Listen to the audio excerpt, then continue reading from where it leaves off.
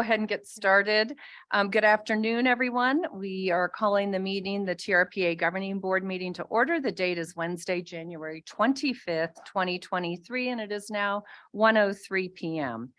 The first item on the agenda is the roll call, and Maria, will you please call the roll? Ms. Aldine. Mr. Aguilar. Ms. Conrad Seda. Ms. Dis. Here. Ms. Faustinos. Here. Mr. Friedrich. Here. Ms. Gustafson. Here. Mr. Hicks. Here. Ms. Hill. Mr. Honigman. Here. Ms. Lane. Here. Mr. Rice. Mr. Settlemeyer. Here. Ms. Williamson. Here. Madam Chair, we have a quorum. Thank you, Maria. And I'm going to go over the rules for the day, but I do want to mention that in just a minute, we do have some new faces and we will do some introductions in just a few minutes. So for the rules for today, for the members of the public who are joining us remotely, to observe the meeting, go to trpa.gov and under the calendar heading, click on Governing Board Hybrid Meeting for January 25th, 2023. And there you'll find a link to the public webinar hosted on Zoom. To address board members directly with your comments, raise your hand in Zoom by clicking raise hand at the bottom of your screen at the appropriate agenda item. With your hand raised, you will be unmuted by TRPA staff and have 3 minutes to address the board. If you have used the dial-in numbers to join us by telephone, you can dial *9 to raise your hand and be unmuted. To remote board members, if you wish to speak, please also raise your hand in Zoom. Or holler out for me because sometimes I don't see your hand. You will find the hand icon on the bottom of your screen. And remote board members may not use the chat box to make any comments or to have sidebar conversations. Please, everyone, remember to mute your mic unless speaking to cut down on the background noise and feedback. Finally, I would like to ask that all remote board members turn on their cameras if they are able. And so for those of you here in person, please raise your hand at the appropriate time for public comment and you will be called to the front to speak. Board members who are in person, again, raise your hand if you wish to comment and speak clearly into the microphone in front of you. If you are viewing the webinar on a personal computer, please ensure that your microphone and speakers are turned off to prevent audio feedback into the room. And so our next item is item 2 on our agenda. And if we, I'm going to ask that Shelley, you lead us in the Pledge of Allegiance. Oh, I didn't say, I'm so sorry, Shelley. Please follow me in the Pledge of Allegiance. I pledge allegiance to the flag of the United States of America and to the republic for which it stands, one nation, under God, indivisible, with liberty and justice for all. It's always that moment. Okay, we'll move on to agenda item 3. This is the approval of today's agenda. Staff, are there any changes to today's agenda? No, Madam Chair, no changes. Are there any objections from the board? Otherwise, we are going to deem the agenda approved. I'm not seeing any. Jessica or Ashley? Great. Okay. So we'll deem the agenda approved. And before we move on to the next of our rest of our agenda, I'd like to give our new board members a chance to introduce themselves. And you're not going to be the only ones on the hot seat because I'm going to ask our older board members or senior, I shouldn't say older, tenured board members to all experienced board members to introduce ourselves to you as well. So we're going to start. Francisco Aguilar, the new Nevada Secretary of State. Would you like to introduce yourself? Sure. I think you said everything that needed to be said. I'm excited to be here and look forward to representing the great state of Nevada. Thank you. Congratulations. And James Settlemeyer. Thank you. I'm the Director of Division of Conservation and Natural Resources for the state of Nevada. Previously, I had the pleasure of working on Tahoe issues with your Executive Director and many of you in the capacity in the State Senate and State Assembly, serving on the intercommittee, looking at Tahoe issues and Marlette Lake. So I look forward to continuing those efforts and addressing resource concerns and issues. Thank you. Great, thank you. And Brooke Lane. Thank you, Madam Chair. Brooke Lane, newly elected supervisor for El Dorado County.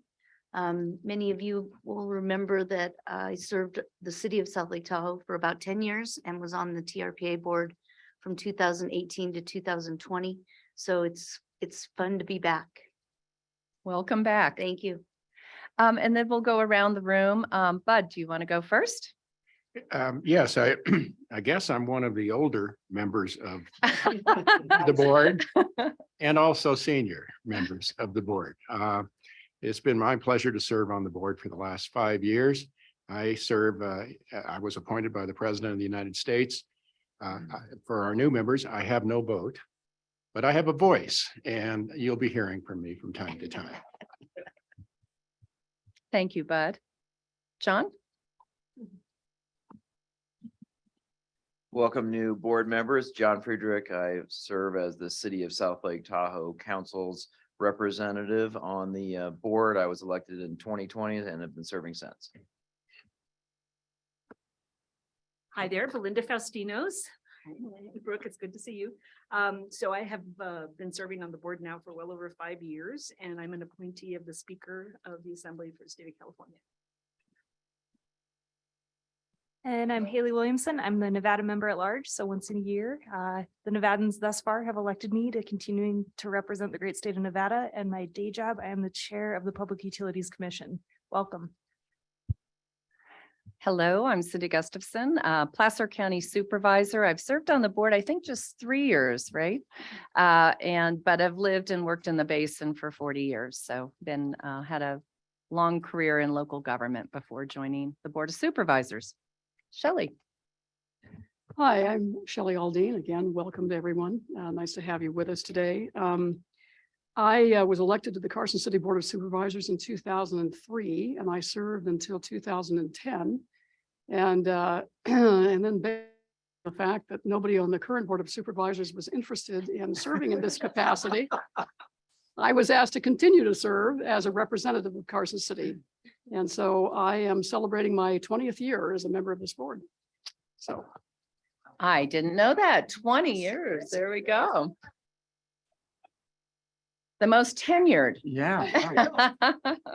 And my name is Vince Henigman, and I'm from San Francisco. I'm an appointee by the governor of California, and I've been serving on the board for about 1.5 years now. Great. And now we'll go online, and top of my list is Jessica. Hi, welcome to all the new members. My name is Jessica Diss, and I was appointed to the governing board just about 6 months ago by former Governor Sisolak.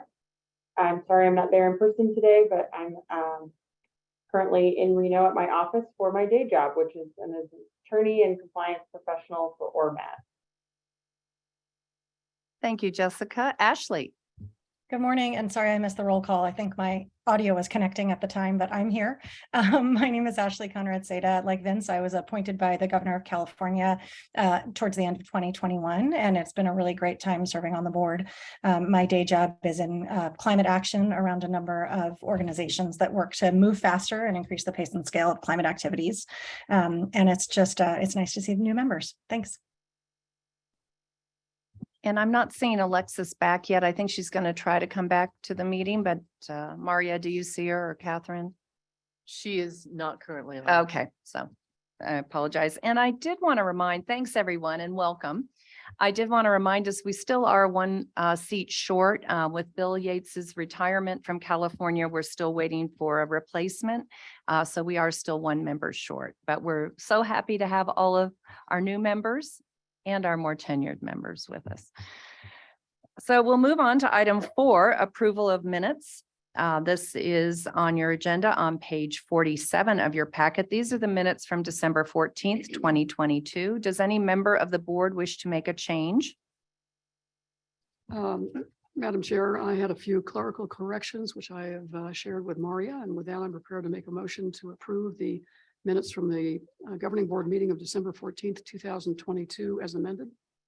Are there any objections? Any comments? Okay, then all those in favor? Aye. Any opposed? Any abstentions? Okay, thank you. We'll move on to item 5, TRPA consent calendar. There are 8 items on consent, 3 of which were reviewed by the Operations and Governance Committee, 2 of which were reviewed by the Regional Plan Implementation Committee, and 3 which weren't reviewed by any committee. As a reminder to the public, after board discussion on this item, you may raise your hand in person to be called on, or in Zoom, raise your hand to be unmuted by TRPA staff to share your comments. And so first we'll go through and have reports from our committees. Shelley, you're up for Operations and Governance. Thank you, Madam Chair. Thank you, fellow board member Vince. The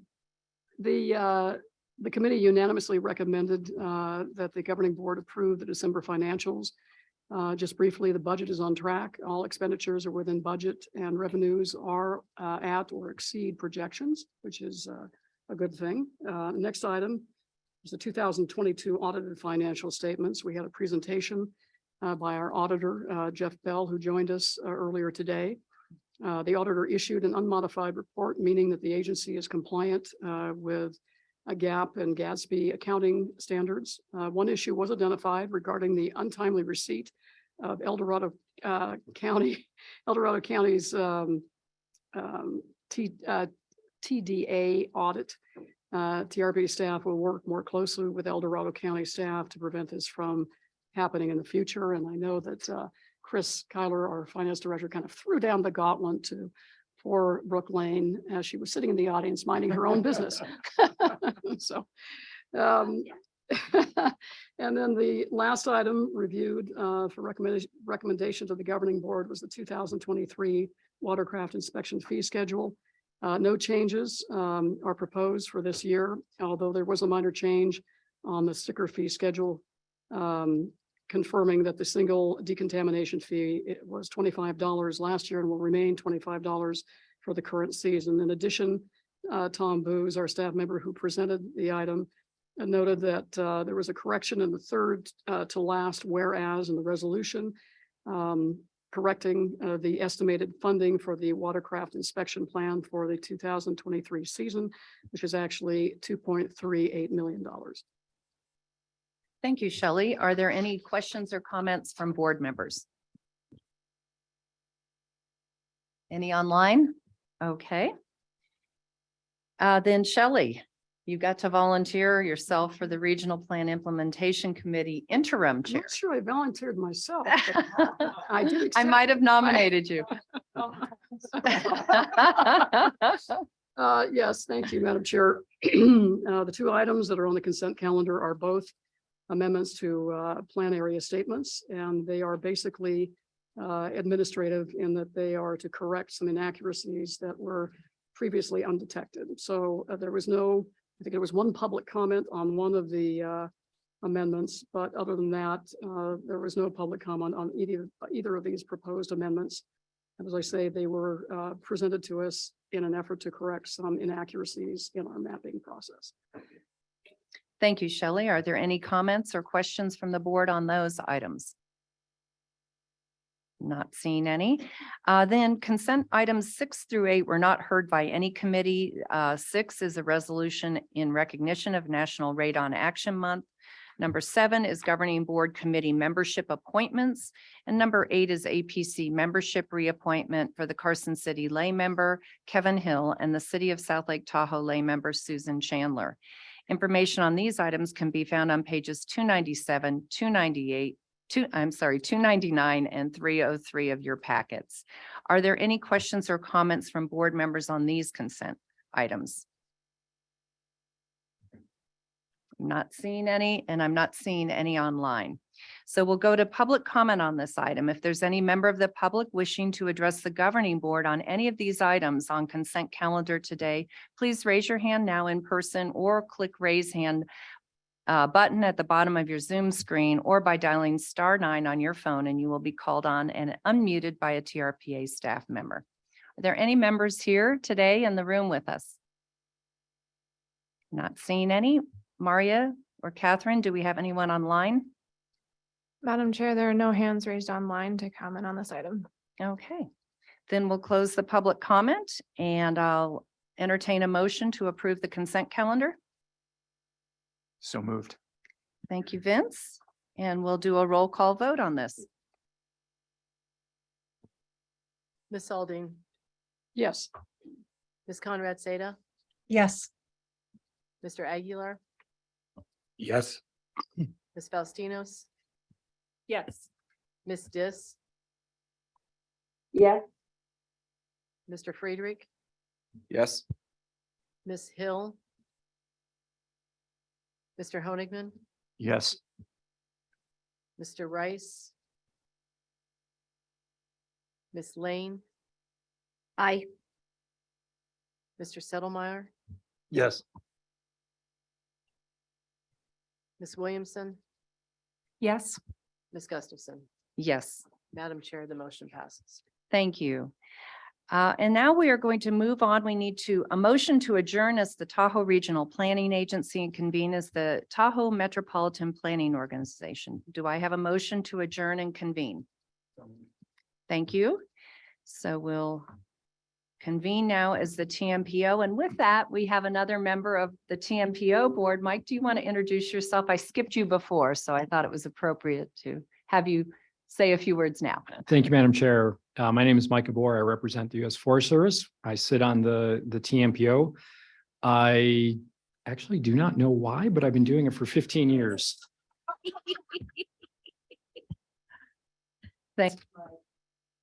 Thank you, Mike. And I apologize. I needed to take a vote on that. So do we need to call the roll again? Yes. You can just do a voice vote. Thank you. All those in favor? I Aye. Aye. Any opposed?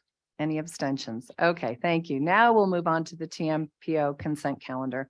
This is item 6 on our agenda. There are 2 items on consent which were reviewed by the Operations and Governance Committee. As a reminder to the public, after the board discussion on this item, you may raise your hand in person to be called on or in Zoom to be unmuted. So Shelley, do you mind giving us a report on those items?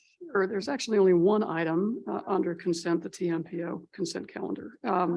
And that's to authorize our executive director to submit an application to the California Department of Housing and Community Development's higher impact transformative allocation of the Regional Early Action Planning 2.0 funding program. So there was a brief discussion about preparing the application, and the proposal will basically include funding for a more robust community engagement and capacity building. And we talked about some of the visualization tools and innovative opportunities that the application will include, such as citizens academies. And so with that, Madam Chair, the committee voted unanimously to recommend approval. Thank you, Shelley. And then are there any comments or questions from any board members on this item? Yes, Mr. Hester. I'm not on the board, but I would like to thank board members Honigman and Ashley Conrad Seda for helping us put the application together. Thank you, John.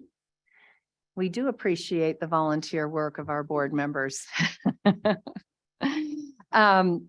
And so now we'll go to public comment on this item. If any member of the public wishes to address the governing board on this agenda item, please raise your hand now in person or by clicking the raise hand button at the bottom of your Zoom screen or by dialing *9 on your phone, and you will be called on and unmuted by a TRPA staff member. Now, we did receive a written comment asking that this item be pulled. I don't see the individual here. She may be online. Do we have anybody on? Is there anybody here in the room that has a comment on this agenda item? Is there anybody online for this item? Madam Chair, there are no hands raised to comment on this item. Okay, well, I believe we addressed it at the earlier meeting. So with that, I would close the public comment and ask for a motion to approve this item. Thank you. Mario, will you call the roll? Ms. Conrad Seda, Yes. Ms. Aldine, Yes. Ms. Faustinos, Yes. Mr. Aguilar, Yes. Mr. Friedrich, Yes. Ms. Dis, Yes. Mr. Honigman, Yes. Ms. Hill, Ms. Lane, Yes. Mr. Rice, Mr. Settlemyer, Yes. Ms. Williamson, Yes. Mr. Gabor, Yes. Ms. Gustafson. Yes. Madam Chair, the motion passes. Thank you, Maria. Before we move to the next agenda item, we'll bid farewell to Mike and we will adjourn as the TMPO and reconvene as the TRPA Planning Agency. Don't go far, Mike. So do I have a motion to adjourn and reconvene? So moved. Thank you. All those in favor? Aye. Any opposed? Okay. Now we'll move on to item 7 on our agenda, administrative matters. And we are going to start with a long-awaited, today anyway, resolution recognizing governing board member Jim Lawrence, Nevada Department of Conservation and Natural Resources. This item is found on page 311 of your packet. And as a reminder, if you'd like to speak, you may raise your hand. And I've said that several times now. So with that, I'm going to go up to the dais and ask Jim to join me, read the resolution, and I believe staff has a parting gift for his service.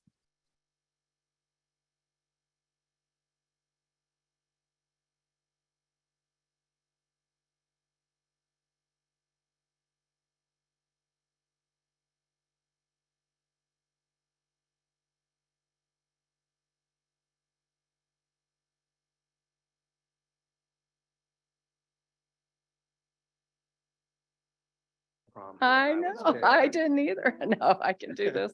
I don't even need my reading glasses. So Jim, the governing board it's such a loss with your departure for many reasons. And we'll try to capture it in these words, and I'm sure other board members might want to make a few comments. So we'll start with the resolution. Whereas Jim has contributed greatly to upholding the bi-state Tahoe Regional Planning Compact and dutifully served as a member of the TRPA Governing Board representing the Nevada Department of Conservation and Natural Resources from 2014 to 2022. And whereas as the representative from the Department of Conservation and Natural Resources, he has been responsible for coordination of Nevada's environmental improvement efforts at Lake Tahoe in collaboration with TRPA and other partners in the basin. And whereas Jim's leadership within the state of Nevada and tireless commitment to the environmental improvement program has resulted in more than 200 million of state investments in the restoration of Lake Tahoe in support of the outdoor recreation economy. And whereas while on the TRPA governing board, Jim was instrumental in leading the efforts and serving as the chair of the Environmental Improvement, Transportation, and Public Outreach Committee. And whereas he faithfully served as chair of the TRPA governing board from 2017 to 2018. And whereas Jim is the only governing board member who also served as a TRPA staff member, and therefore possessed extraordinary knowledge and understanding of complex land use and natural resource issues. And whereas Jim gave up early career successes, such as running the scrambler ride at carnivals, I don't know about that one, and serving on the road crew for the band that opened for Big Axe, nearly touring with Tom Petty and the Heartbreakers, to obtain his undergraduate and graduate education and pursue a career that included improving the environment and communities, thus demonstrating that it is also cool to stay in school. Now, therefore, be it resolved that the governing board of the Tahoe Regional Planning Agency does hereby express its sincere appreciation for Jim's service to TRPA and the state of Nevada and wishes him well in his future adventures and work pursuits. And so with that, I first need a motion, or actually, should I go to public comment first? Public comment, I'll start with the board. Are there any board members who would like to embarrass Jim further? Of course. I've had my share of embarrassing moments today myself, Jim. I've known Jim in various capacities for a long time, and he is a great guy. And as the resolution so aptly states, he is a wealth of knowledge. And his commitment is truly admirable. His commitment to his job and his commitment to the environment and the improvement of the resources in Nevada. But rather than, continuing to recite all of his various accomplishments, I wrote a short poem, and you'll have to indulge me. I'm not going to sing it this time, though.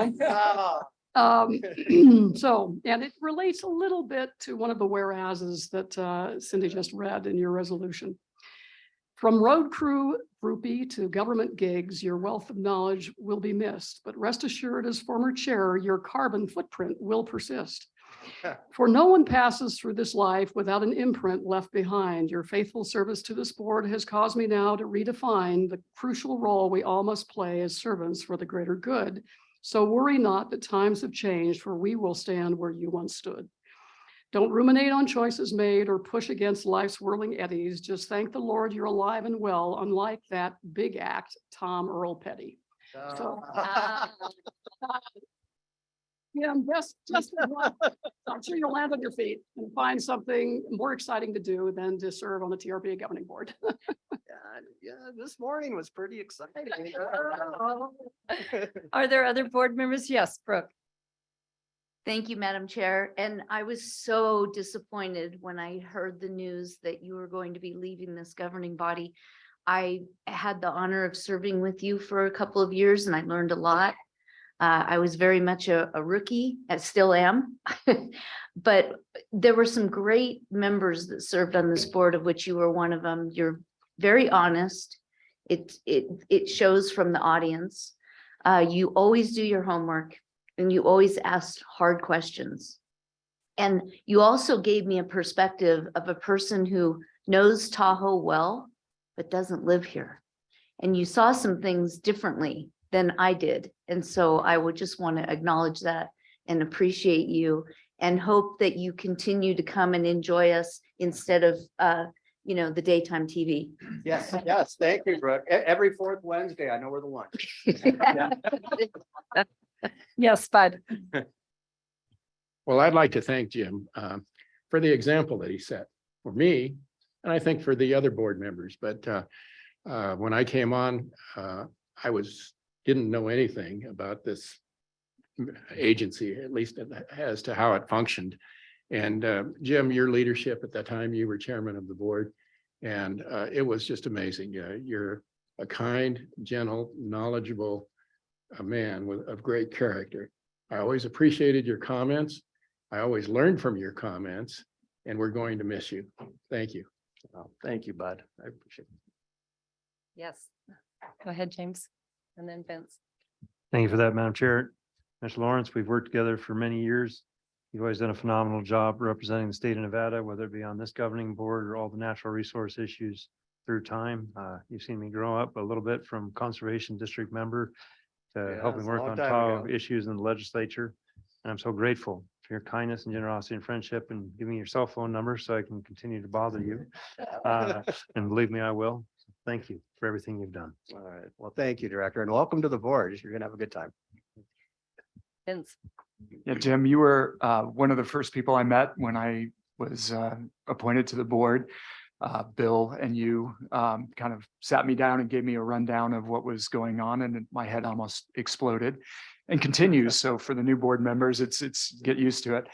But I really appreciate that and all the guidance and advice that you gave. You've been someone to look up to and someone to model on this board.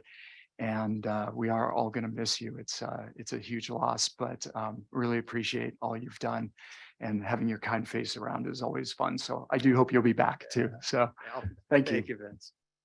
John. Well, Shelley's contribution inspired me to add a couple whereas clauses here in the moment, which I've heard echoed in a few others. So I just said, Whereas Jim always asks thoughtful and tough questions, and whereas those questions are always asked respectfully and kindly, and whereas Jim's passion for the protection of Lake Tahoe and its inhabitants is heartfelt, and whereas Jim's love of live music and discussions thereof are always inspiring, therefore, I dare say we will miss you dearly.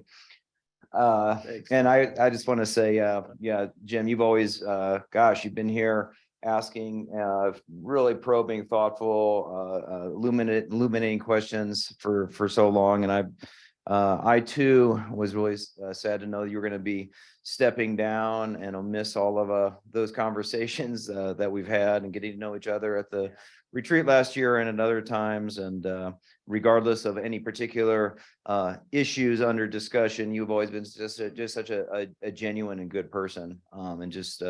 And again, I'm really glad that we've had the chance to serve together in this couple years, and I will see you on the dance floor. I will. Yeah. Maybe at a certain show in a couple weeks. Belinda. These are hard acts to follow. by the way. Belinda. Absolutely, absolutely. Well, everyone has said it, and I just, Jim, you have been such a joy to work with, and for me, just, a mentor that has helped me through this process, in particular, being a fellow Southern Californian, always guiding me down the right path. And your big shoes to fill on the EIP, and I really am going to go back and look at all my notes I took in presentations to try to emulate just your, as everyone has said, your thoroughness and your thoughtfulness in the way that you approach your work, which I think we all aspire to. So thank you. And I'm going to try to hit you up to join a concert at one time too. There you go. Thank you. And I'll look you up next time I go down to SoCal. Okay. It's so great to have you on the board and talk about stories about my old hood down in Pico Rivera and Downey and the San Gabriel Mountains. So it's been fun. Yes, Haley. Other than saying everyone said so many true things, you always come prepared. You always are so thoughtful.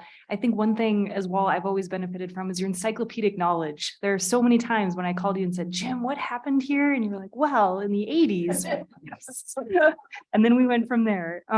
Your dedication to the lake, to Nevada is so apparent. Thank you for the public service you gave. And please know that we all have your cell phone numbers, and we'll keep bugging you with questions because your input's really invaluable. So thank you for everything you've provided. Thank you, Haley. And I believe Ashley and Jessica have their hands up. Ashley, you want to go first, and then Jessica?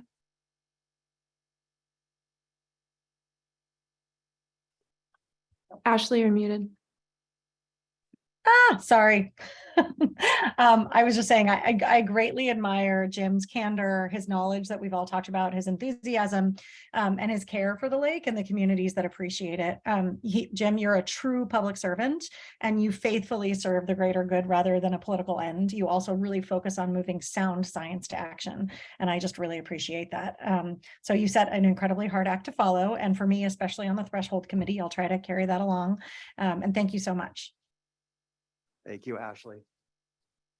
And Jessica? Yes, Jim, I just wanted to echo what everyone else has said and thank you for your dedication to Lake Tahoe, but also to the state of Nevada. And really, it's just been such a joy to work with you and to come to meetings and see your smiling face. And you do your homework, and you always came prepared and really took great care, I think, to balance all of the issues for not just the basin as a whole, but particularly for the Nevada side. And I want to thank you for that.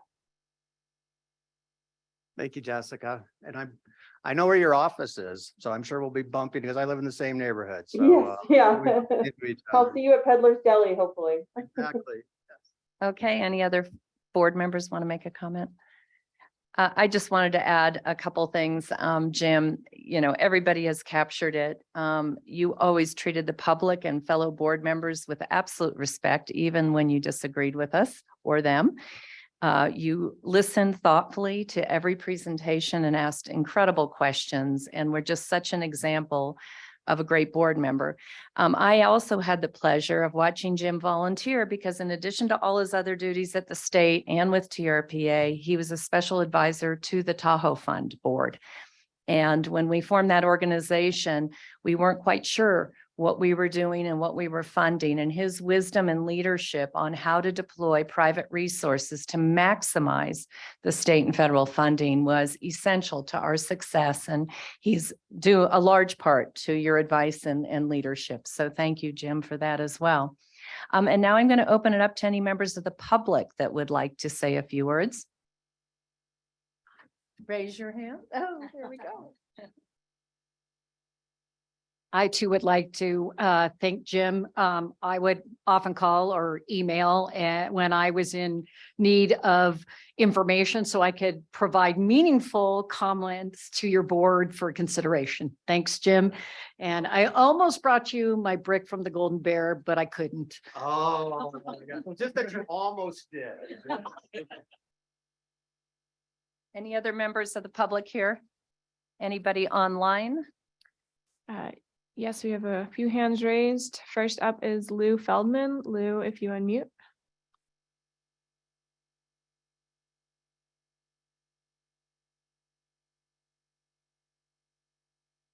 Lou, I can see you're unmuted, but I'm not sure your microphone is connected.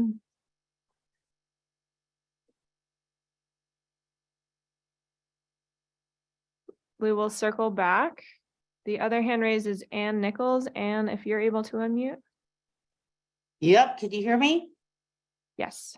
Yeah, hi, hey, 15 years.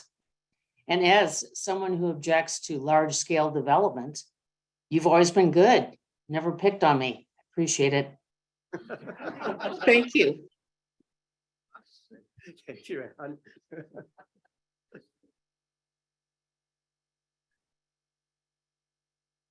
Lou, if you're able to unmute yourself.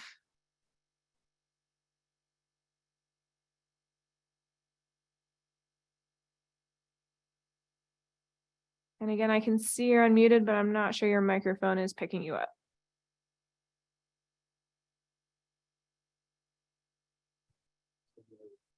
Okay.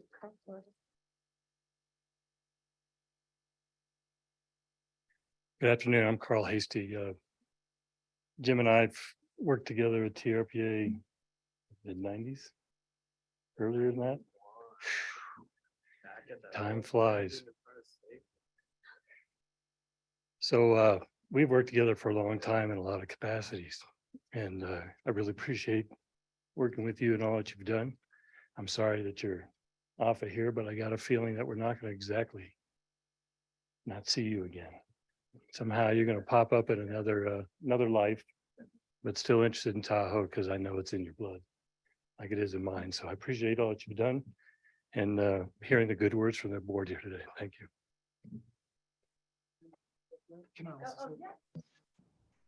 Still on. So my name is Dan Segan, TRPA staff, and I'm the lead of the Threshold Update Initiative, which Jim was a founding member of the committee that oversees that. And I just want to thank him for always being prepared for those meetings, and note for the record that I did offer to hand off my next presentation to him because he'd probably be better prepared to give those remarks than I will. And he declined. So thanks again, Jim. Yeah. Anyone else? Okay, well, I apologize, Lou. You're going to have to sing a song later. So, but Jim. Can you hear me now? Oh, I'm sorry, had some technical difficulty, but Jim, you and I have worked together for decades when you were a planner.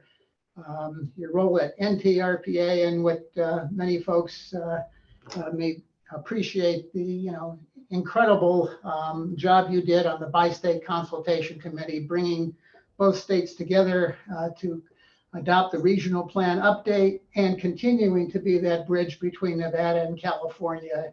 And the work that you have done through the years is certainly an inspiration to me, and I'm sure everyone in the room. And personally, you have been a great friend and mentor, and I have been honored to have the opportunity to work with you on matters in the state of Nevada and at TRPA. Thanks so much for your service. Oh, thank you, Lou. Appreciate that. great. Yes. So on behalf of the staff and board, We are presenting Jim with this beautiful, beautiful photo. Thank you, Julie and staff for pulling this off. Why don't we stand over here? right in the Okay. middle? Okay, move over that way just a bit. Okay. There we go.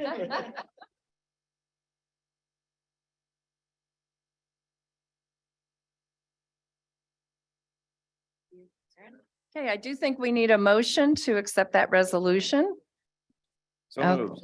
I have a lot of motions, yes, and then we're going to call the roll. And then we'll let Jim say a few words. We're going to take a vote. Go ahead and. Okay.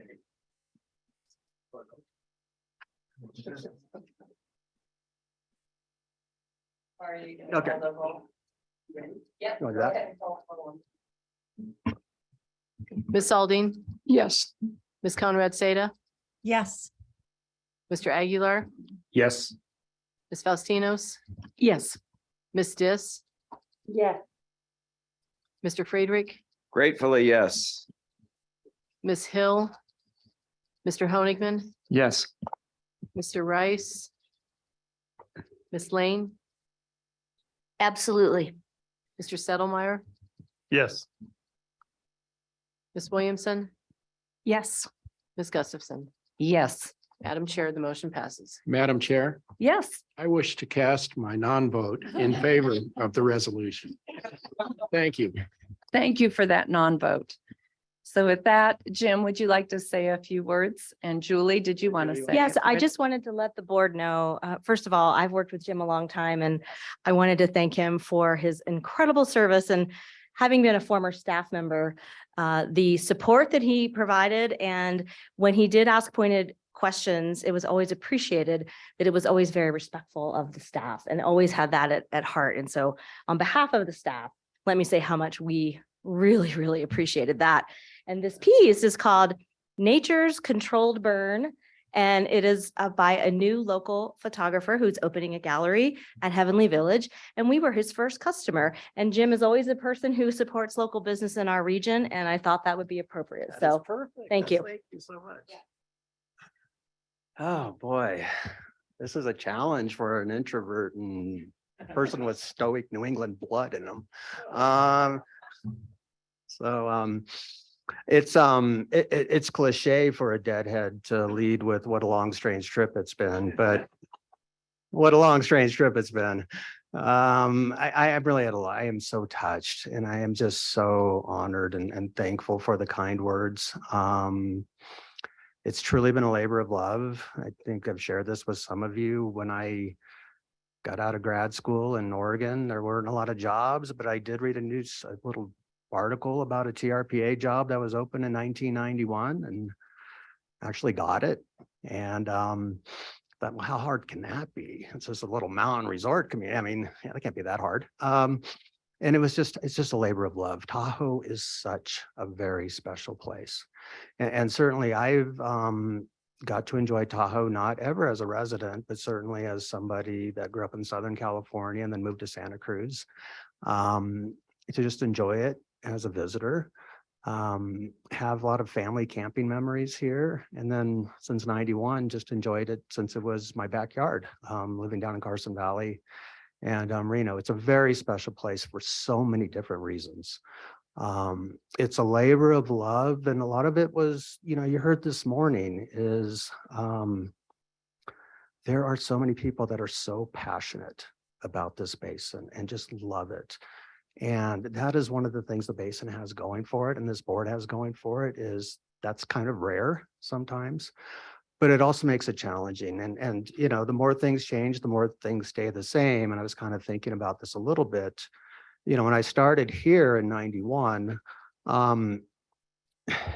everything that the agency did, it was either selling the environment out to a developer, or it was strangling the business community with too much regulation. It was never in between. And the agency has always done a really phenomenal job walking that line and following the law.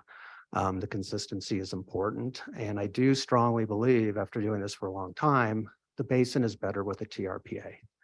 The basin and TRPA it's for the good. And it's good work that you're doing here.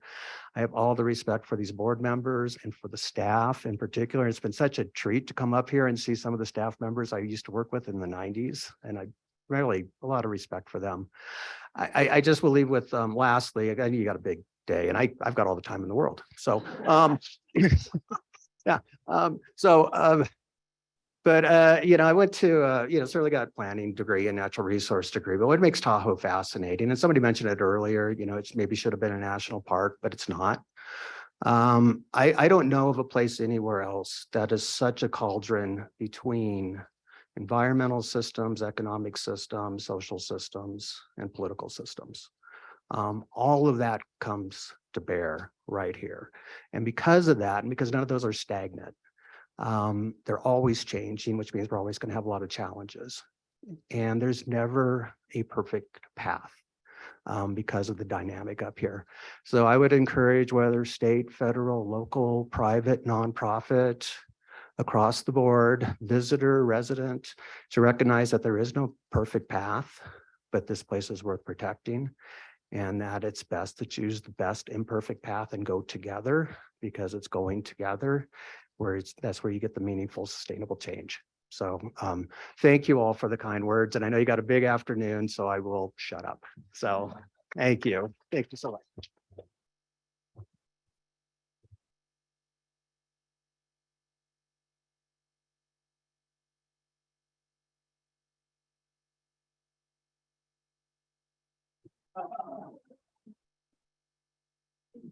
So well deserved, Jim. Thank you. So we'll move on now to item 8 on our agenda. These are planning matters. And first item is 8A, measuring what matters, thresholds and monitoring update strategic initiative. We're sorry Jim has to leave, so Dan Segan is going to have to give the presentation. I will offer one last time, Jim. Do you want to sit in? No. That look looks like a no, so I'll continue. My name is Dan Segan. I'm a natural resource analyst here at TRPA, and I also have the pleasure of leading the Measuring What Matters strategic initiative, formerly known as the Threshold Update. Next slide, please. So for those of you who are not indoctrinated with our system already, threshold standards or environmental threshold carrying capacities are something given to us by an act of Congress. Next slide, please. It's often a confusing term, and we've been told in multiple peer reviews that we should not refer to them as environmental threshold carrying capacities because no one knows what we're talking about. Instead, we should refer to them as threshold standards. So that's what you'll hear me to do throughout today's presentation. Next slide, please.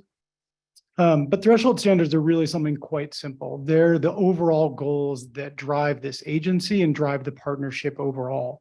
So they're established by the Bi-State Compact that started this agency, and the Bi-State Compact puts it above all else and says that the regional plan that we develop, the goal of that regional plan, first and foremost, is to achieve and maintain those threshold standards. And everything else that we do is motivated by that. So we develop a regional plan, code of ordinances, and finally, the findings that you make on every project, the findings you're making are, is this consistent with our long-term vision for the region as contained in those threshold standards? Next slide, please. They're not just our goals, they've been adopted by the entire partnership, and you'll see them frequently referenced both in funding documents from the 2 states, as well as by the federal government. This is the LTRA priority list, and it's directing the people that are allocating the funds that we receive from the federal government through LTRA to direct those resources towards environmental gain, towards our threshold standards. So they're still really relevant to everything that we do today. Next slide, please. So why are we updating them? They're so important. Next slide. And the reason is the vast majority of our standards were adopted in 1982 and have not been modified since.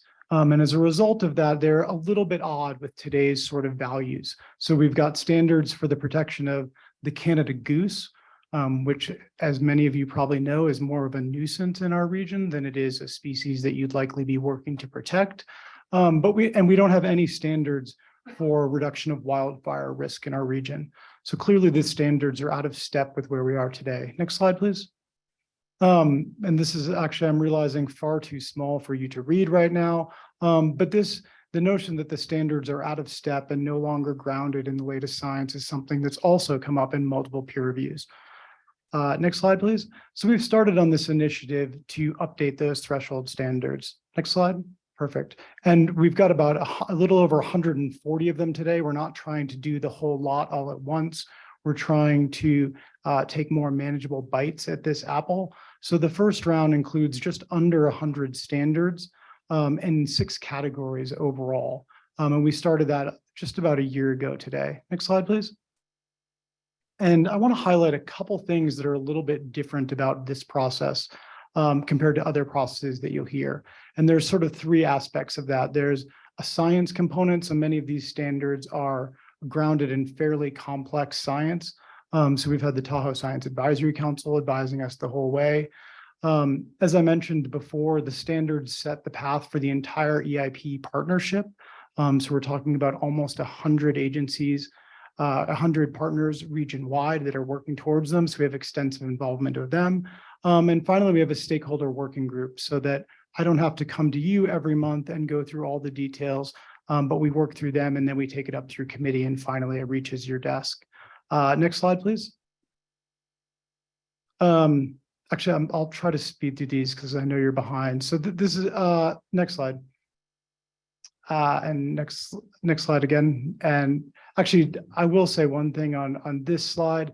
So the stakeholder working group that I mentioned that Jim was a part of, there's 2 representatives of the governing board that sit on that working group.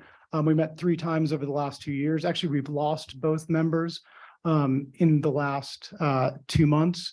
So Oscar Wilde comes to mind. To lose one is unfortunate. To lose a second seems careless. So I will try to be far more gentle with members Settlemyre and members Conrad Seda and try to keep them around a little bit longer. Oh, it's member Aguilar. Oh, okay, sorry. Next slide, please.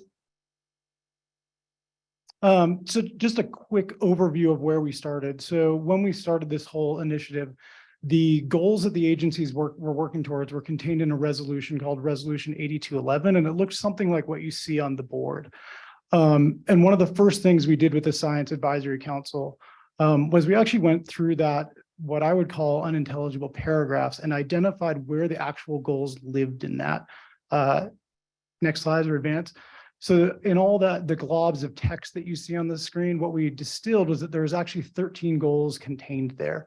And the idea here is if you want to start talking about changing your goals, you really need to have a firm understanding and a grounding in what your goals are today. And you need to have a reference system by which you can actually refer to those. Next slide. So we converted whole blocks of text to these more manageable goals that we can actually refer to and that we use today. And we say the goal under fisheries F1, and we know we're referring to that goal. Next slide, please. We also worked with the Science Advisory Council to look at some really hard questions and design an entire framework through which we would manage information and ultimately through which we'd make decisions about what would be a threshold and how do we best manage towards that threshold. And so this framework is called a results chain, and it really involves putting information into 3 different categories. We have inputs, those are the actions that we're doing. We have outputs from those are the immediate things that you get as a result of that. So in this example, the input is miles of street sweeping.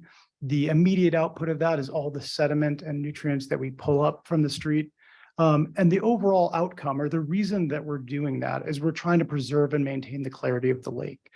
And what we did as part of this system is we said, we're going to divide up this world and say, the things that we actually care about, the reasons and the motivations for why we're doing all of these actions, those are our threshold standards. Those are the things that are driving the partnership. So we've clarified for the first time what it is to be a threshold standard. Next slide, please. And if this is the first time you're hearing about a results chain, I want to assure you this is not something new that we've invented for Tahoe. They're used by the United Nations, USAID, World Health Organizations, and funding agencies around the world trying to solve complex problems. And the reason they're used by so many of these is that you often don't see immediate results from what you do. You often don't see, we don't sweep the street once and all of a sudden restore 40 feet of clarity in our lake. There's long time lags here that make evaluation much more difficult than that. So you need this logical framework that allows you to connect those things that you do with the things that you want at the end of the day. Next slide, please. And the benefits for us as a partnership are really twofold here. So I mentioned earlier that the Environmental Improvement Program consisted of almost 100 organizations. So by organizing information like this and cataloging why it is that each of these agencies are doing what they're doing and how much of it they're doing, we promote accountability both between the agencies within the partnership, to our stakeholders, and ultimately to you as well and the people that fund all of this work. The second thing is that it promotes adaptive management. So we talk a lot about adaptive management or data-based decision-making. This is probably something you hear about in your day jobs all the time. But what does that really mean? And how do you organize information so that it actually promotes learning? And what we think is by organizing information in these results chains, so we're tracking the immediate outputs of all of our actions and ultimately their connection to our long-term goals, that we can actually provide those frameworks, and we can, in the long term, we can shift money to projects that are delivering higher ROI and improve or discontinue funding to projects that are not delivering the expected results. Next slide, please. Beyond that, we worked with the Science Council to identify 3 things that threshold standards themselves needed to live up to. So I already mentioned that they need to be outcome-based. They need to live at the end of this food chain. The other 2 things that they needed to be are specific and measurable, meaning we have to be able to collectively be able to track progress towards those goals. We're not just going to have aspirational statements like, we're here to keep Tahoe blue. What we actually want to do is we want to define what that means for all of us, so we have a common grounding in what it means and we can all measure progress together. Next slide, please.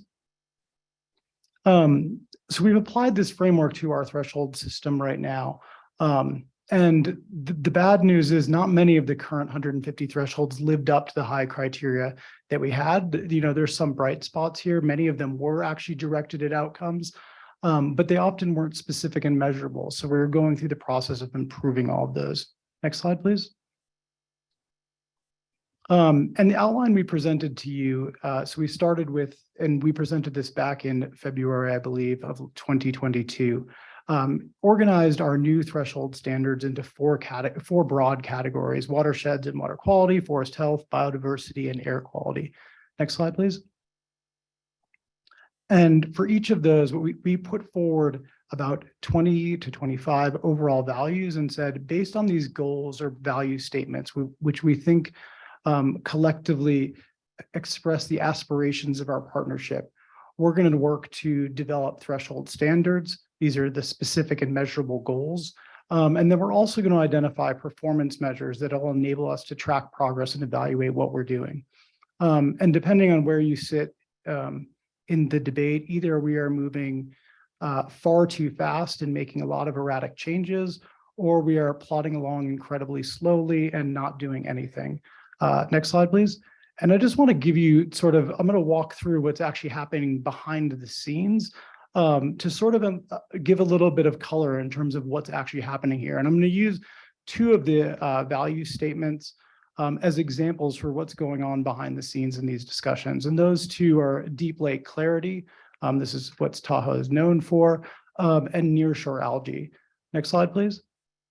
And I'll start with deep lake clarity. So many of you probably know UC Davis started measuring the clarity of Lake Tahoe in the late 1960s and documented a decline in the lake clarity that was alarming to many and really codified environmental activism within our region. Some people say led to the development of this agency and a lot of its controls.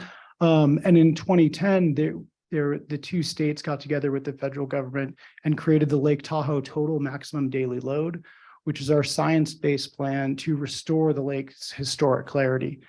So to restore it to almost 100 feet of clarity is what you should be able to see down in the middle of the lake. Next slide, please. The overall goal there is not something we're revisiting as part of this process. We engaged with all of our partners. Everyone is still firmly behind this overall goal of ensuring the clarity of restoring the clarity of the lake. So we switched immediately to the performance measures that we use to track the progress towards that. And what we found is that we were using 3 performance measures that didn't really capture the suite of actions that our partners were taking and the investments that they were taking. So those were private parcel BMPs, miles of roads decommissioned, and street sweeping. And you'll probably recognize all of this. These are the things that are summarized in the summit at the end of each year, so that we can highlight our achievements. And what we found is basically those highlights of our achievement weren't really capturing everything that we were doing.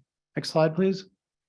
So working with our partners, we identified what it was that they were doing that wasn't being captured and where they were investing our money to actually realize these environmental gains. Because harking back to a couple minutes ago, the whole idea of this program is to provide transparency and accountability so that you can pull up the EIP tracker at ltinfo.org and you can see where all the investments are made towards these overall goals. So we're proposing a number of revisions to those standards, to those performance measures that we think better track with what the partners are doing and the latest science around how we are actually going to restore the clarity of the lake. So that's one case where we have a set standard that the partnership is still behind, but we think the way we're tracking it is not quite right. Next slide, please. I'll now move to a second example, which is our nearshore algae standards, because the processes are quite different. So we've got 3 standards related to nearshore algae. So we're supposed to attain the phytoplankton primary productivity values observed in 67 through 71. Paraphyton is attached algae. It's the junk, the slippery stuff on the rocks. Between 67 and 71, and finally to support actions to reduce the extent and distribution of algae in a nearshore. Next slide, please. So one of the immediate problems that we uncovered here is that while our goal is to restore to the level of algae seen in 67 to 71, what you'll see in the underlying text right there is even when we adopted this standard, we didn't actually know what that value was. So we've never actually been able to say, are we there or are we not there? This is one of the things we've highlighted throughout this process, that you actually need a specific and measurable goal. We're no longer just going to have standards like get rid of algae. Next slide, please. But the fact that we didn't have a specific goal never stopped us from monitoring algae at the lake.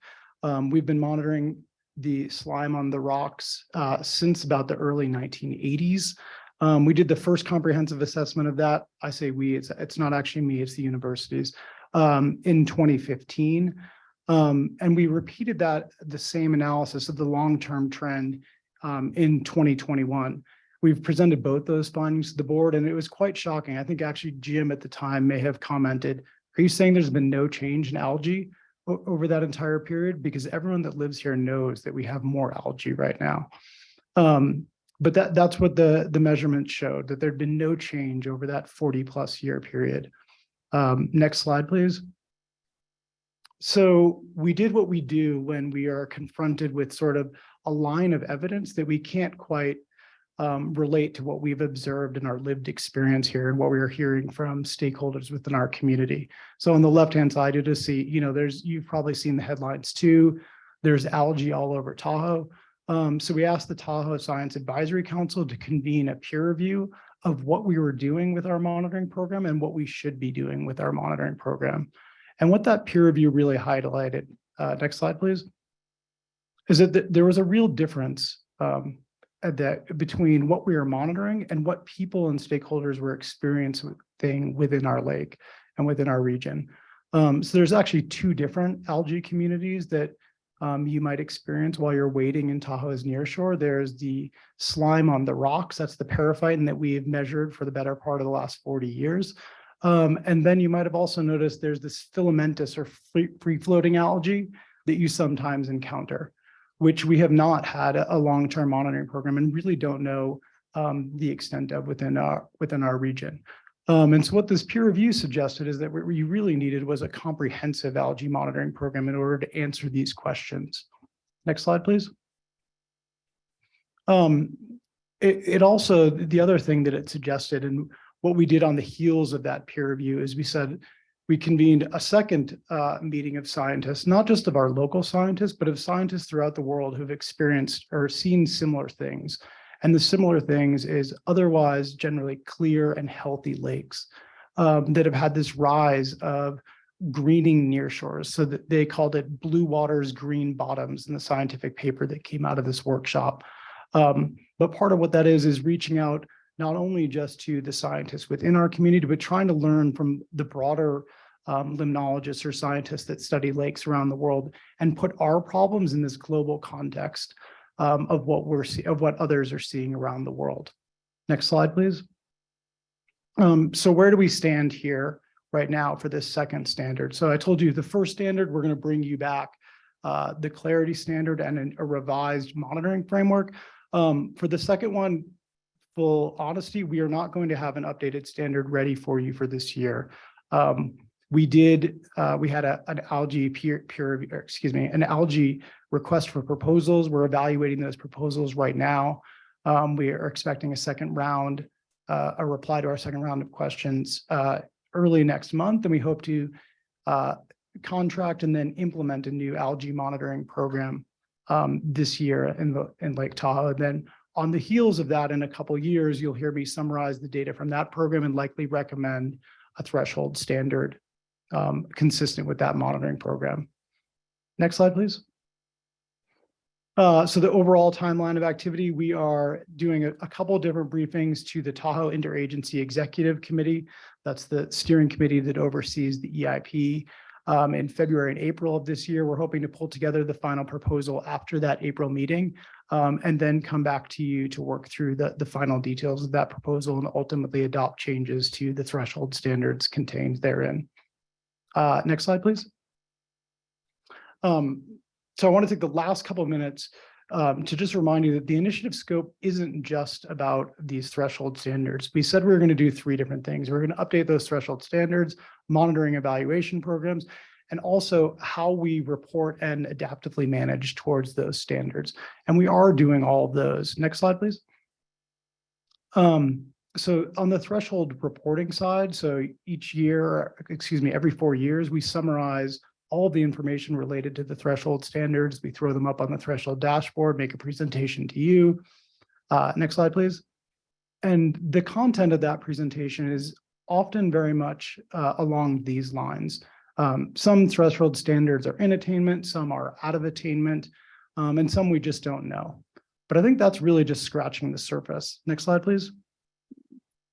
Because really what we're trying to do, and this is a comment member Honigman made, believe at our November meeting. And it was something along the lines of, we're not worried just about what's happened. We want to know the impact of our actions on that. And that's really where we're trying to take this initiative. And it reminded me of this slide that we'd put up during the 2015 threshold evaluation. And this is a slide of how lake clarity is tracking. So the blue line is lake clarity. And the orange line that you'll see there, the dotted line, was at the time the TMDL was starting to be developed, the best scientists in the world thought we were going to continue to lose 1.5 feet of clarity a year, absent additional action. And so you can see this is starting to get at what's the overall impact of both the protections in our regional plan, as well as all the projects implemented by EIP partners. And you start to get an idea of maybe we aren't seeing clarity improvement yet overall, like we're all hoping, but what we are seeing is we're seeing an additional 15 feet of clarity from where we thought we were going to be 20 years ago. And that's really the focus of this whole effort, is we're trying to organize information so that we can actually provide you with better information on how effective those actions have been. Next slide, please. And it's not just actions in terms of the EIP partners. It's really, everything within our code, the permitting conditions that you apply to projects, the compliance actions, when we go out and do site visits, all of that is oriented around promoting threshold standard attainment. And we're trying to ensure that what we've got in our code and what we've got in our permitting conditions are the right things, and they're actually delivering the results that you would expect. Next slide, please. And so finally, end on a brief illustration that once you adopt a new threshold standard, your work isn't done. So many of you probably remember the change we made to the VMT or vehicle miles traveled threshold standard a little over a year ago. And as part of that, we laid out some benchmarks for progress. So these are interim targets where we'd like to see VMT over the next couple of years. And we also established an advisory body to help us manage towards those. And as a fail-safe, we also developed what we call these triggered management responses, which are basically, if we're not hitting our milestones, something is going to happen that's going to modify the system. Next slide, please. And so over the last about a year now, we've been meeting with that advisory body and developing the adaptive management framework that's going to allow us to not pull those management triggers that we never wanted to pull in the first place.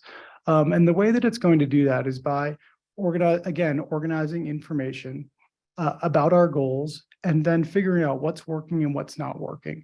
And the way that we've started to lay that out is we have these sort of primary metrics of success. So things like, are people walking and biking? It's one of the core strategies that we have to get people out of their cars. And as you know, and as you can see online, we measure the volume of people on our bike trails overall. And we can evaluate that. Next slide, please. And the way that we've gone about designing this system with our partners is there's sort of this first level of inquiry where if we're seeing reduced bike and ped traffic, we start to break that information down into 3 different areas. So we look at different geographies within our region and see, is this a localized problem or is this a bigger problem? We also look at seasonality. Is this a summer problem? Is this a winter problem? And finally, we look at user types. Is this bikes, peds, or is it both of them? Next slide, please.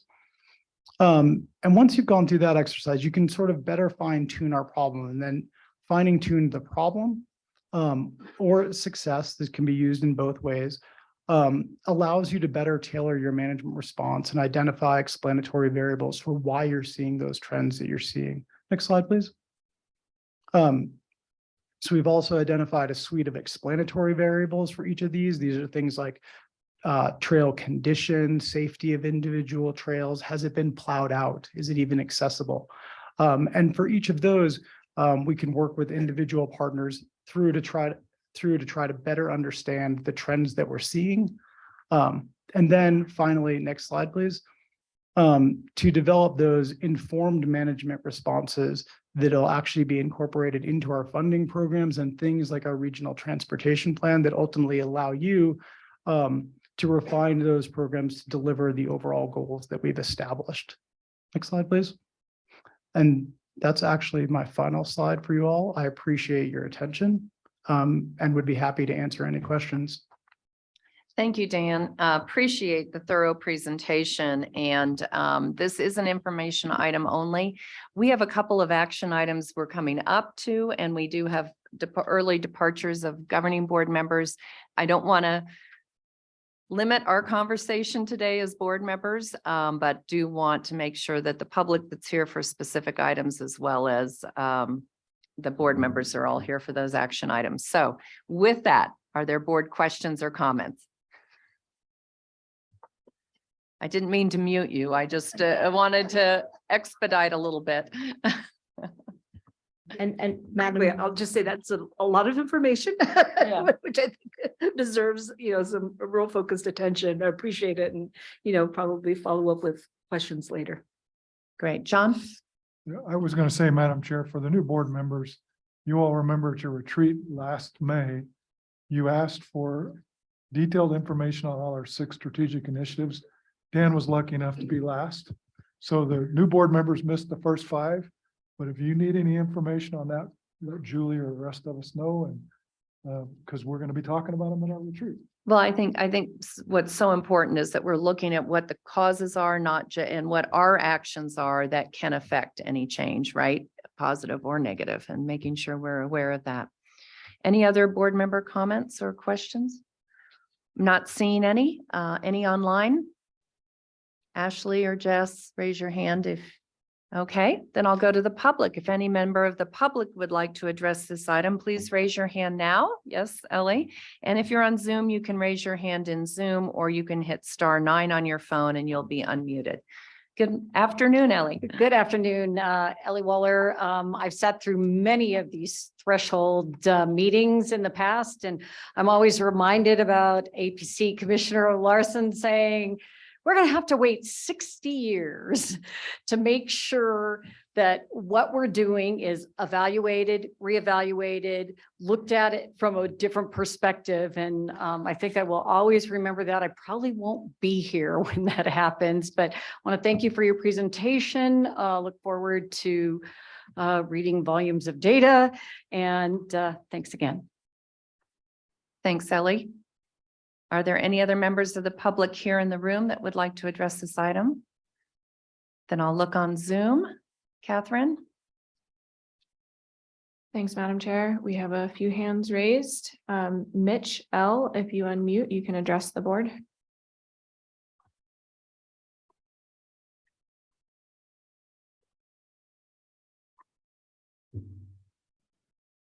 I'm waiting for the Crystal Bay project. Sorry. No problem. Thank you. Any others with their hands raised for this item? Doug Flaherty, if you unmute, you can address the board. Thank you, Chair, members of the board. Just a couple of observances. We always come off with certain perceptions when something like this is presented. I guess what I heard is there's 150 thresholds that were not measured. That is an adjunct failure of a group that's been around for 50 years. So I think an average person would say, what the heck have you been doing since then? So really not too happy to hear about that. And the other thing is, I guess, why would this body advocate additional height, density, and coverage increases, knowing that 150 thresholds have not been measured? And how could he even think about going forward with that until this new program is in place and you've got some measurements? Once again, it goes back to the inability of the TRPA to keep the basin in equilibrium because you have not compiled a cumulative impact analysis since the 2012 TRPA regional plan changes. So I applaud all the hard work that's going to go into this. This should have happened 20 years ago. Thank you so much. Thank you, Mr. Flaherty. Yes, Dan? Sorry, Cindy, I just wanted to clarify for the record, this is Dan Segan. I did not, if I did say that we are not measuring the status of 150 of our standards, I misspoke. There are 150 standards overall. In the last threshold evaluation, we were able to make status and determination findings for over 130 of those. So the vast majority of those we actually do have data for, and I apologize if I misspoke earlier. Thank you for the clarification. Are there other members of the public that would like to address the board on this item? Madam Chair, there are no other hands raised online to comment on this item. Okay, then we'll close the public comment. And are there any further comments or questions from the board? Not seeing any, then we'll move on. This, as I mentioned, was for information only. Thank you. And so now we've completed those 6, John, so we're on to the retreat. Okay, item 8B, amendments to Douglas County's South Shore Area Plan to allow religious assemblies as a permitted use in the Tahoe mixed-use zone. This is item 8B on our agenda. It's found on page 315 of our board packet. And again, raise your hand here when it comes time, or on Zoom if you would like to address the board. So Jacob is here and he's going to lead this off. Thank you. Thank you and good afternoon, governing board members. My name is Jacob Stock. I'm a senior long-range planner with TRPA. I'm here to introduce a presentation by Douglas County staff on a proposed amendment to the South Shore Area Plan. For those of you who are on RPIC, it's not deja vu. You did hear the same presentation 2 hours ago, and we're going to do it again now for the full governing board. For those of you who are not on RPIC, I'll give you a little bit of context for this plan. The South Shore Area Plan covers the portion of Douglas County from the Lake Shore to Lower Kingsbury and from the California state line to Burt Creek, which is about where the UPS store is, if you're familiar with that. Included in this area plan is the Kingsbury Town Center.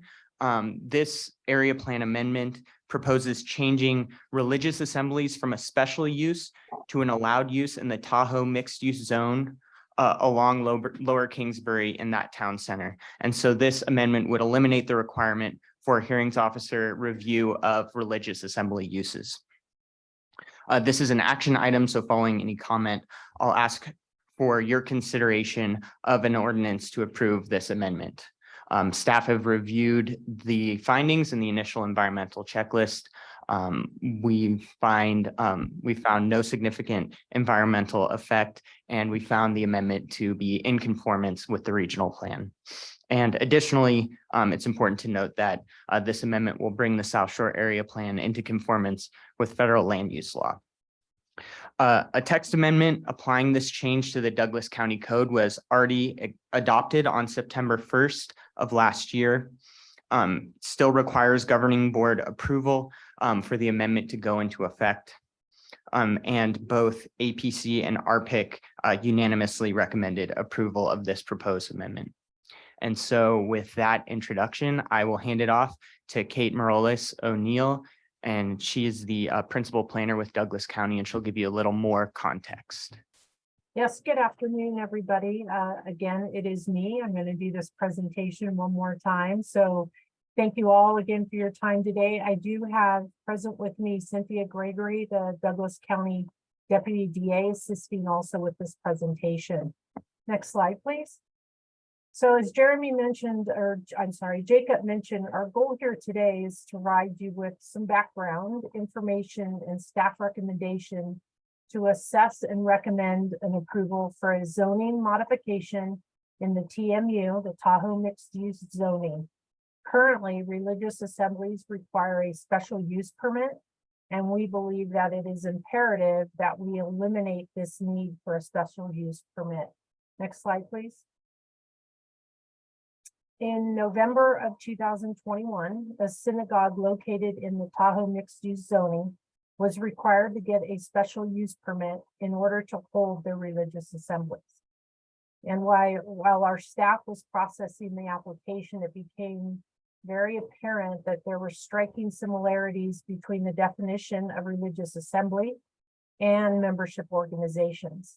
I won't read these to you, but will point out they both promote the interests of its respective group, and both are consistent with the zone's use.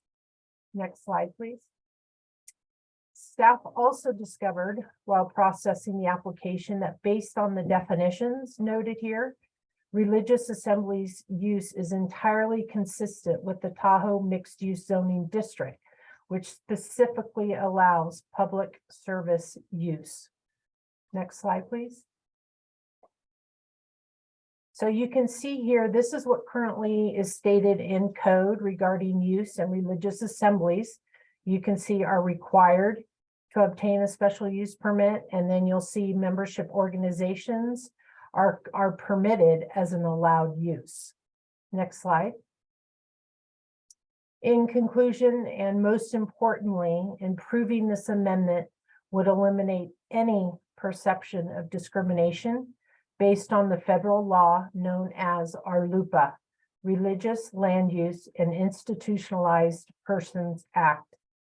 Staff believes it is imperative we stay consistent with area plan regulations and federal law. So thank you again for your time. And if you have any questions, Cynthia and I will do our best to answer. Kate, thank you. Appreciate that and sticking with us for a long day today. So appreciate that. I'll then look to board members. Are there any questions on this item? Madam Chair, just Yes. for the record, RPIC reviewed this item earlier today and the committee recommended approval. Thank you, Shelley. Any other comments? Yes. Belinda. A question, are we gonna have to make a similar change to other area plans? Is there already an analysis happening on that? Great question.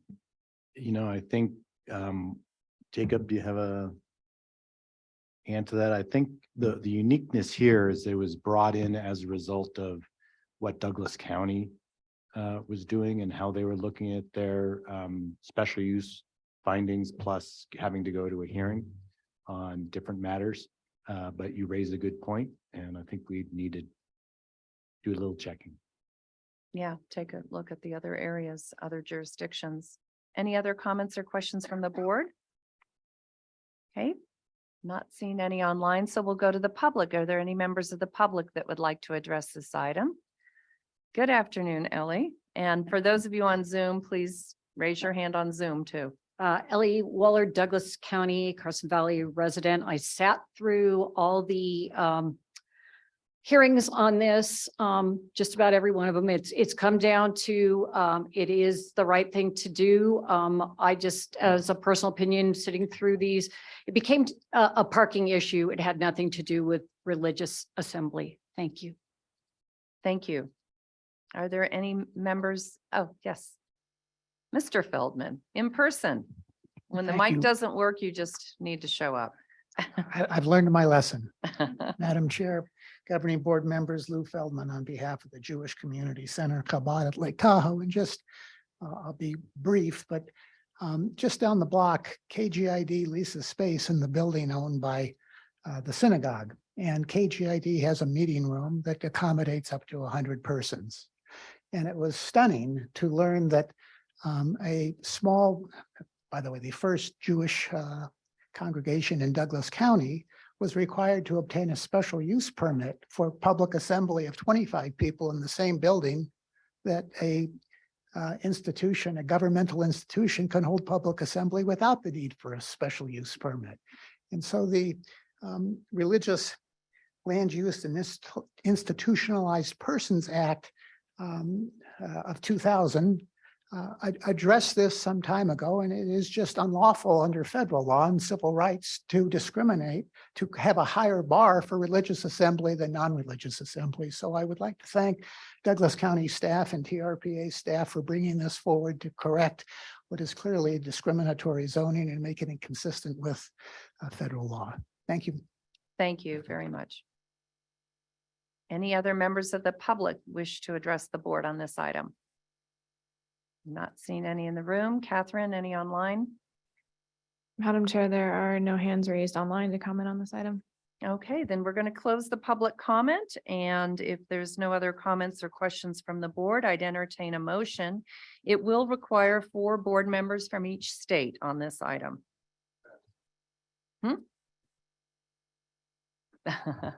Motion to do pass? Yes. I'm giving that motion. Okay, Sorry. thank you. And do you want us to read that into the record then, John? Yes, we need to have the motion ready by you or the maker of the motion. Okay, well, that's okay. I can read it. You want me to do that? A motion to approve the required findings described in attachment D, including a finding of no significant effect for adoption of the area plan amendment as described in the staff summary.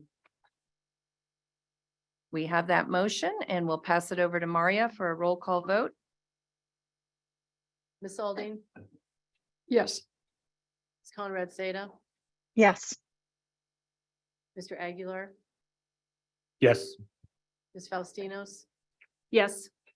Ms. Dis, Yes. Mr. Friedrich, Yes. Ms. Hill, Mr. Honigman, Yes. Mr. Rice, Ms. Lane, Yes. Mr. Settlemeyer, Yes. Ms. Williamson, Yes. Ms. Gustafson. Yes.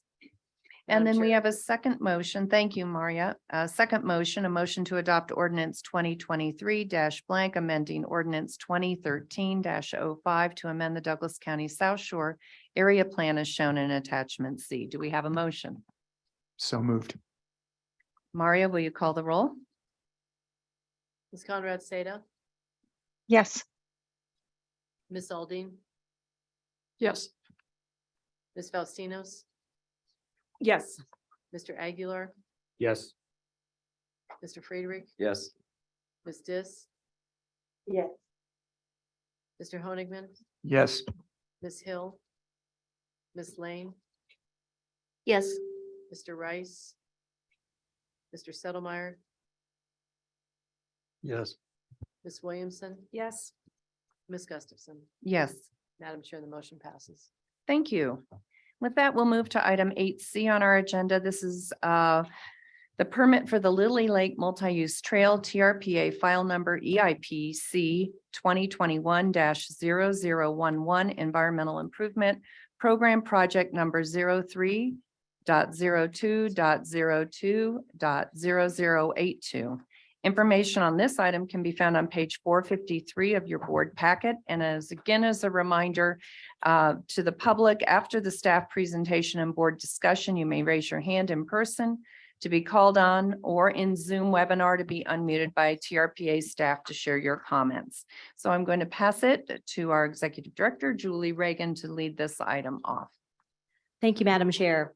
I want to thank the board's attention at the earlier committee meeting and Chair Faustinos, especially for having a very thorough discussion of this item.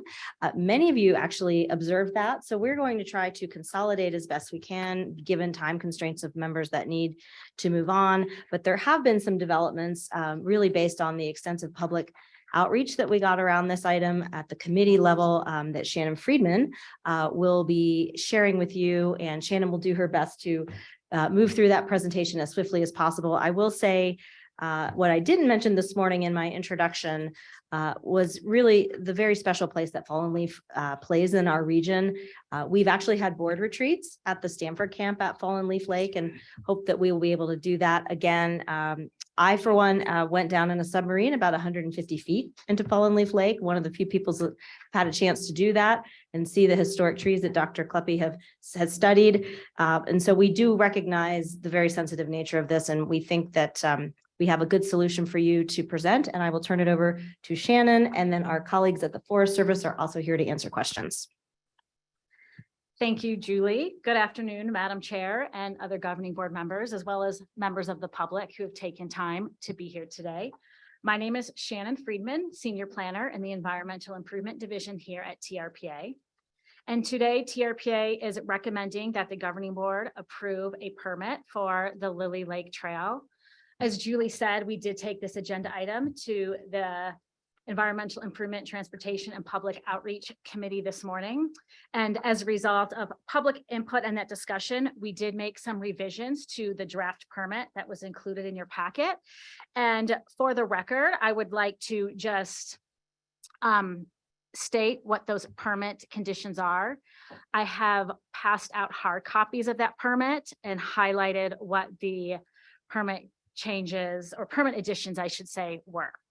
So the additions to the permit include special condition number 4. The Lake Tahoe Basin Management Unit shall continue to monitor trail use on the Lily Lake Trail and add usage monitoring to the Church and Clark trails. Monitoring shall continue for 2 years. The monitoring will inform future actions that may be appropriate on these network of trails, including but not limited to upgrading the unauthorized trails and improved signage within the region. Special condition number 5 states that TRPA and the LTBMU staff shall do a joint site inspection in the spring of 2023 to identify any erosion or other environmental issues within the trail and develop the appropriate correction measures. LTBMU shall implement any improvements identified to the trail in 2023, and members of the public will be invited to that field meeting. And special condition number 6, the Lake Tahoe Basin Management Unit shall maintain the trail throughout the lifespan of the project. So we felt that it was in those conditions were important additions to the permit and will help strengthen the project and ensure that through its lifespan, it continues to meet the Forest Service trail design standards. The Lily Lake Trail was constructed in 2019 and completed in 2021. And it did not receive a TRPA permit at that time. And it was identified that it should have. And through the subsequent slides, we will identify the actions that we are taking with the Forest Service to make sure that that doesn't happen again. The Lily Lake Trail is an environmental improvement program project that improves recreation by building and enhancing the trail network in the Tahoe Basin and improves recreation access for all users. It also implements the recreation, air quality, and transportation thresholds, primarily by providing a network of trails that are accessible to all users with less reliance on the automobile. Next slide, please. Between 2011 and 2013, the Forest Service prepared the Fallen Leaf Lake Trails Access and Travel Management Plan, EA. The EA was the first time the Forest Service took a strategic approach to trail planning and environmental improvements in the Fallen Leaf Lake area. The map on the right shows the geographic area that EA covered, with the area that is outlined in black. It is along the south shore of Lake Tahoe and includes Fallen Leaf Lake as a predominant feature within that area. And the Lily Lake Trail is along the south shore of the southern area of Fallen Leaf Lake. This planning area is located in El Dorado County, California, and South Lake Tahoe and the community of Myers. The trail does not go into Desolation Wilderness, and it is only approved for non-motorized recreation. So e-bikes and dirt bikes are not allowed on this trail. The EA designated the trail as a hiker pedestrian trail, but it does not prohibit other uses on the trail, such as biking or equestrian pack and saddle. Trail designations provide the design standards by which the trail should be built by, but does not prohibit other uses on the trail unless that is explicitly stated. The Forest Service circulated public scoping document for the EA in 2011 and received public comments to help shape the proposed action and alternatives to that proposed action. The draft EA was released in 2012, and they received public comments on the proposed action in that as well. In addition, there were various public meetings throughout that process. In 2013, the Forest Supervisor issued a finding of no significant effect based on the analysis done in the EA and issued a decision notice to implement alternative 4 in that EA, which constructed the Lily Lake Trail. Next slide, please.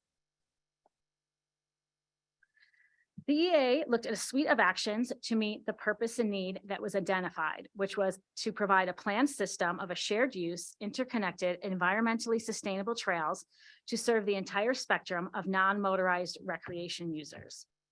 As part of that analysis, the foresters looked at the existing network of trails within that area, and that included 23.7 miles of authorized trails and 21.5 miles of unauthorized trails. And the unauthorized trails are typically those that are user created, are not sustainably built, and do not meet Forest Service trail guidelines and don't have any signage incorporated to help orient people. And those are all the elements that an authorized trail would have incorporated into it.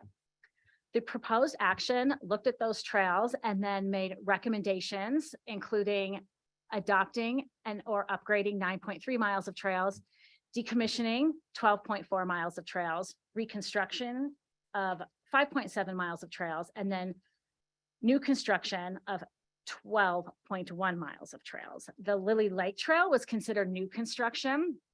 And I will point out that almost all of the trail improvements within that decision notice have been implemented to date, with the exception of 1.5 miles of trails that have yet to be decommissioned. In addition to these trail projects, the plan also includes other improvements such as new parking, improvements to existing trailheads, such as best management practices to control stormwater runoff, and new and improved wayfinding signage to help the users navigate the connected trail system. Next slide. This shows the approximate route of the Lily Lake Trail. Again, we're on the southern end of Fallen Leaf Lake here. And this trail was an important missing link in the trail network in the region. It connects to 2 existing trailheads on the lower section of the trail. I want to say southern, but that's not geographically southern, is the existing Glen Alpine trailhead that is accessed from Fallen Leaf Lake Road and Glen Alpine Road, and provides access to a variety of hiking trails, including Desolation Wilderness. And then on the upper end, the trail accesses the Angora Lakes trailhead, which has a parking lot, and both of these parking lots and trailheads have support facilities such as restrooms and paved parking areas. This trail also accesses other trail networks within the region, as well as a variety of roadways. So it allows users to access this area through those trail networks, so they don't have to get in their car to get to this area, or they can park once and access these variety of recreational resources by hiking or biking and supporting the Park Once initiative that is an important to the goals of the environmental improvement program. Next slide. And we're gonna skip this slide in the interest of time. So the project was constructed between 2019 and completed construction in 2021. In May of 2021, TRPA staff and Forest Service staff did a site visit to inspect the trail. We were able to walk a significant alignment of the trail when it was actively under construction. TRPA staff found that the trail was in compliant with the EA as well as TRPA regulations for construction of these types of trails. And we also found that the alignment was appropriate. What we did realize at that time was that the trail construction should have received a permit from TRPA. This was an oversight amongst the agencies. It was thought that the construction of this trail fell under the existing memorandum of understanding that TRPA has with the Forest Service.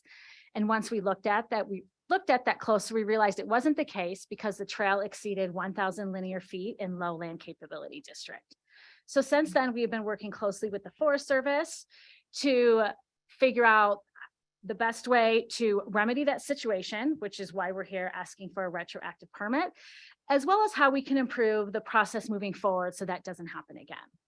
We have also had multiple meetings and communication with stakeholders, including the Fallen Leaf Lake Basin Protection Coalition, where we were able to answer their questions and hear their concerns about this trail, and also engage with them on how they can be a part of planning processes in the future and just be involved in what happens in the Fallen Leaf Lake Basin and adjacent areas. The trail was built by the Tahoe Area Mountain Biking Association in coordination with the Forest Service. Next slide, please. So we'll hear a little bit about TAMBA in this presentation. And TAMBA is a volunteer-driven nonprofit organization. They are dedicated to the stewardship of sustainable multi-use trails and preserving access for mountain bikers through advocacy, education, and responsible trail use. The Forest Service relies on these partnerships with organizations such as TAMBA to help build their capacity to not only build trails, but also maintain existing trails and provide education and outreach to encourage trail stewardship. Next slide. These are some images of the Lily Lake Trail. The picture on the left is a segment of the trail that is a little more technical, and it is pretty close to the Glen Alpine trailhead. And then the picture on the right is a less technical section, more in like the middle of the trail. Next slide, please. When we were analyzing the Lily Lake Trail, we looked at other trails that have been developed and planned within the Lake Tahoe Basin to see how it compared to those and make sure it was consistent. And we found that it was. And these are just a few projects that I wanted to highlight. On the left is the Van Sickle Trail, which is a multi-use trail that allows hikers and bikers. And it also traverses some steep technical terrain and is actually right here in State Line, Nevada, in the Casino Core.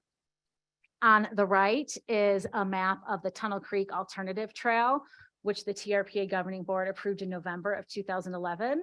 And this is a similar trail that traverses sensitive habitat, including steep land and some stream environment zone, but we were able to approve that with resource protection measures in place and sustainable trail building practices. Next slide, please. TAMBA installs trail monitors on a variety of trails throughout the region in order to collect data on trail use. This data helps inform where they should focus their efforts on trail maintenance, trailhead improvements, and education and outreach. They use monitors called Traffics, which is the industry standard for collecting this type of data.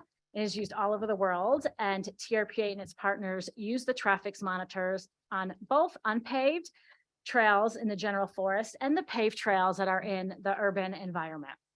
So the information is pretty accurate that they gather here. This graph is showing the Lily Lake Trail in addition to two other popular trails close by, the Corral Trail and the Christmas Valley Trail. And the Lily Lake Trail, the maximum use that it saw for mountain bikers was 26 miles and the average was about 20 miles, which right now is significantly less than some other trails in the region. And I do want to point out that That was persons, right? Persons, what did I say? Yes. Miles. Sorry, persons. My apology. Thanks for the correction. It's important to point out that this data is collecting data on bikers only. The Traffics devices were programmed to only pick up on metal. So it's only catching those mountain bikers. It would only catch a hiker if they were carrying metal like a shovel or something. Next trail, please, or next slide, please. And you can skip to the next one. This is just one of the iconic views that you see when you are accessing the Lily Lake Trail. This is Forest Service and TAMBA staff out in the field planning the trail so they could pick the most appropriate alignment that protects the environment while providing a high quality recreation experience. Next slide, please. So as I had mentioned earlier, the project required a permit because it did not fall under the existing MOU that TRP has with the Forest Service. That last time this section of the MOU was updated was in 1999. So it is prime time to take a look at the language that is contained with that MOU and provide an update to it. Right now, TRPA is working with Forest Service staff to update the recreation section of the MOU. So it is really clear when a project requires a permit from TRPA and when it falls under the MOU, and it actually expands upon that language to improve upon the coordination that we have and the communication around trail and recreation projects.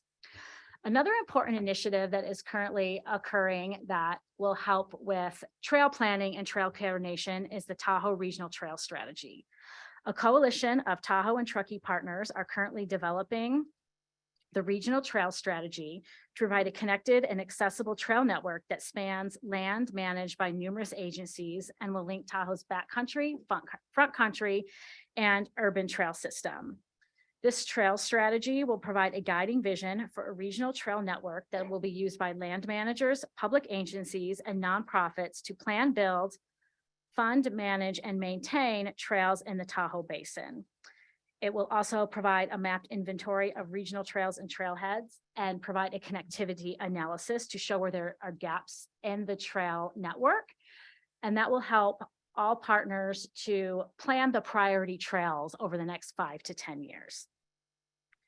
And it is important that these partners come together and prioritize the trails that will be implemented. So we achieve that mission of improving trail access and building trails that make that connection in the trail network so people can access the variety of trails that we have. These priority EIP projects will be included in the EIP tracker, which is a great resource for land managers, public agencies, as well as the public, because it is one place where we can house information about planning, implementation, funding, update it as needed, and it is available to the public. So this process can be as transparent as possible. And with that, I will conclude my presentation and open it up to members of the governing board for any questions or comments. Thank you. Thank you very much. And we appreciate the abbreviated presentation, but I'm sure we can pull up things to talk about. Did the Forest Service want to speak to this at all before we go to governing board? Thank you, Madam Chair. I'll just add a couple of things. During the earlier presentation, our forest supervisor was here and he did some follow-up to Shannon. And frankly, for those of you that were here earlier, I can't remember what he said because I was distracted by the situation at the time. But what I did do is I captured a couple of comments, and I want to share those that I heard from some of the public input and board members. Signage on and use on the Church Trail and Clark Trail were being discussed earlier today. Monitoring for bike and hiking use on those two trails, as well as other trails in the region. Monitoring for erosion on that trail, which was an interesting point, and I'm hoping that we'll be able to spend some time with some of the members that spoke to that out there in the field, looking at those issues. As well as some of the concerns about the Forest Service not having a multi-use trail designation. And the first I heard of that was when I was working with some Washington office folks, that we actually don't have that as an agency, and they're trying to rectify that for the entire agency. We just have hiking or biking or equestrian or a specific motorized use. It's a bit archaic, and the agency knows it and is looking to address it. I also heard a comment about the trail width approaching up to 3 feet or more in locations, and we have a designated 12 to 18 inch width, I believe, on that trail. And that's something we'll be taking a look at as well to see if there's opportunities to make some corrections to that, because that does help with speed control on the trail. And as well as a concern about whether or not the Lake Tahoe Basin Management Unit is charged with protecting the water quality of the various lakes in the region. And I just thought, that's why I came here. And I came here really specifically for water quality and implementing our projects. So sort of near and dear to me that we do take that to heart to protect the water quality. And I've been doing many projects over the last 15 years to put in BMPs and do work on that. And so when I hear concerns about that, I actually do want to understand those and take those to heart and figure out what we can do better moving forward. That said, during the break in between this morning's meeting and now, I had an opportunity to speak with Shannon and with Julie to see what we could do additionally ourselves, the agency and our partners, to take into consideration some of those comments. And Shannon mentioned some of those that are going to be actually in the permit so that we can make sure that there's follow-up on those. Thank you. Thank you. Appreciate that. But before I do that, I just wanted to get a report from Belinda because I know she needs to leave, and she chaired our Environmental Improvement, Transportation and Public Outreach Committee meeting this morning. Thank you, Chair. I really just want to say for the record that it was just amazing, the public participation that we had. And I really want to extend my appreciation to staff and to the Forest Service for listening well, and I think making some significant amendments to the permit, which, will have an effect of, I think, giving some comfort and assurances to the public that these matters will be appropriately addressed. So we, again, heard probably about an hour's worth of testimony, if not a little bit more.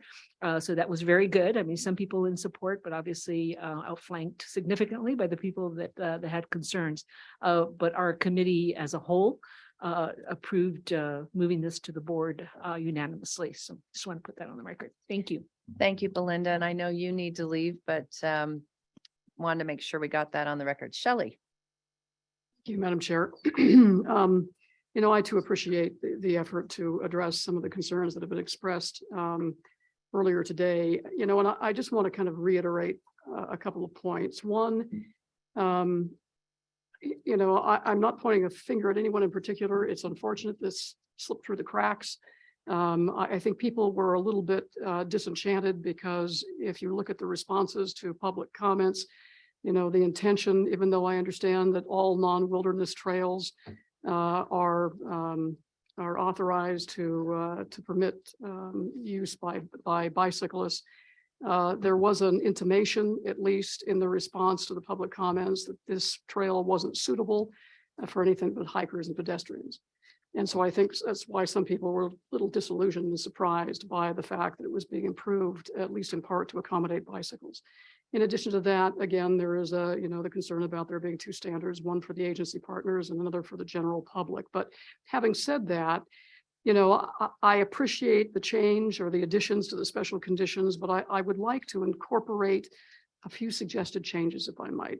Under item 4, under special conditions, where it says the monitoring will inform future actions that may be appropriate on the network of trails, including but not limited to upgrading, I would like to insert or eliminating unauthorized trails. I don't think in every case we're going to want to upgrade and improve trails that have been created without authorization, or the Forest Service wouldn't want to do that.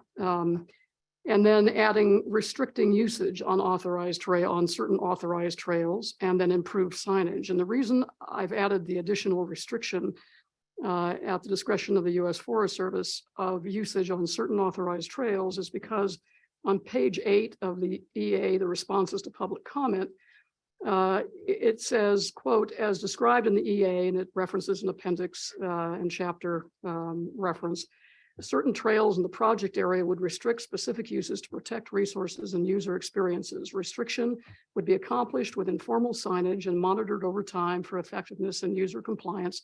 And that's certainly consistent with what we're discussing here today. If monitoring indicates ineffectiveness or non-compliance, then additional measures such as establishment of a forest order could be used to create trail closures for specific uses and thereby make the closures enforceable. So I don't want to foreclose the opportunity to do that if it's necessary, because we really don't know at this point what the future holds. And then paragraph 6, where it says the Lake Tahoe Basin Management Unit shall maintain lifespan of the trail, I'd like to add to protect the environment and the safety of users. So those are my proposed amendments, if they're agreeable to the board.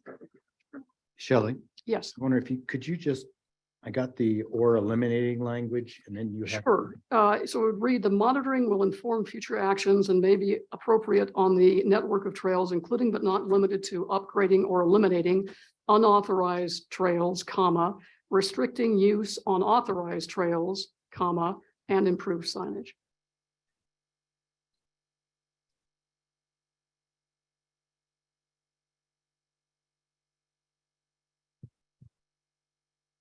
Thank you. So again, And then the final change, can you read that one more Sure. time? The LTBMU shall maintain the trail throughout the lifespan of the trail to protect the environment and the safety of users. Which may go without saying, but I think it bears repeating. Thank you, Shelley. Sure. John, did you have a question on that, or does Forest Service or staff have a response? Those all seem fine to the Forest Service. Okay, thank you. Yeah, I think though that additional language is appropriate, and hearing from the Forest Service that they agree, I have taken note of that and will adjust the permit accordingly. Thank you. Thank you. We'll take public comment in a minute though, too, just make sure. Any other board member? Yes, Haley. I just had a quick question, a term of art question for eliminating. Do we need to use decommissioning because it's in the EA? Does it matter? I actually had decommissioned parentheses. Just a representative of the Forest Service, is there a difference in your terminology between decommissioning and eliminating? There's even differences in decommissioning alone. So I would say eliminating and or decommissioning, or something like remove it from the face of the Lake Tahoe Basin Management Unit. Well, I'm assuming that in order for something to be decommissioned, it had to have been commissioned. And so that's why I use the term eliminating, because these are unauthorized trails, so they were not commissioned. So, but whatever is agreeable, that's. I would prefer to stay with eliminating, if that's okay. I think has a common understanding. Fine with me. Just wanted to double check. Thank you. Not multiple definitions. Okay. Any other? Yes, just- Brooke? Oh, I'm sorry. oh, John, I think you were, okay. I just have two questions. One of Miss Aldine with the language that you just put forward. What did you have in mind, or can you explain what you mean by the language restricting use on authorized trails? Well, I just read a segment out of the EA where the Forest Service reserves the right through monitoring if the it says if monitoring indicated ineffectiveness or non-compliance with the rules that are established for the use of that trail, I'm paraphrasing, then additional measures such as establishment of a forest order could be used to create trail closures for specific uses and thereby make the closures enforceable. Thank you for that clarification. I appreciate that. Also, a question maybe that the public has in mind, and that is when this first came out, there was a lot of concern specifically by the residents that reside in that area, either part-time or full-time, that well, the Forest Service had to have done this on purpose. Like, how do they get away with not having a permit? You mentioned that the 1999 MOU language is going to be worked at jointly to ensure that this doesn't happen again.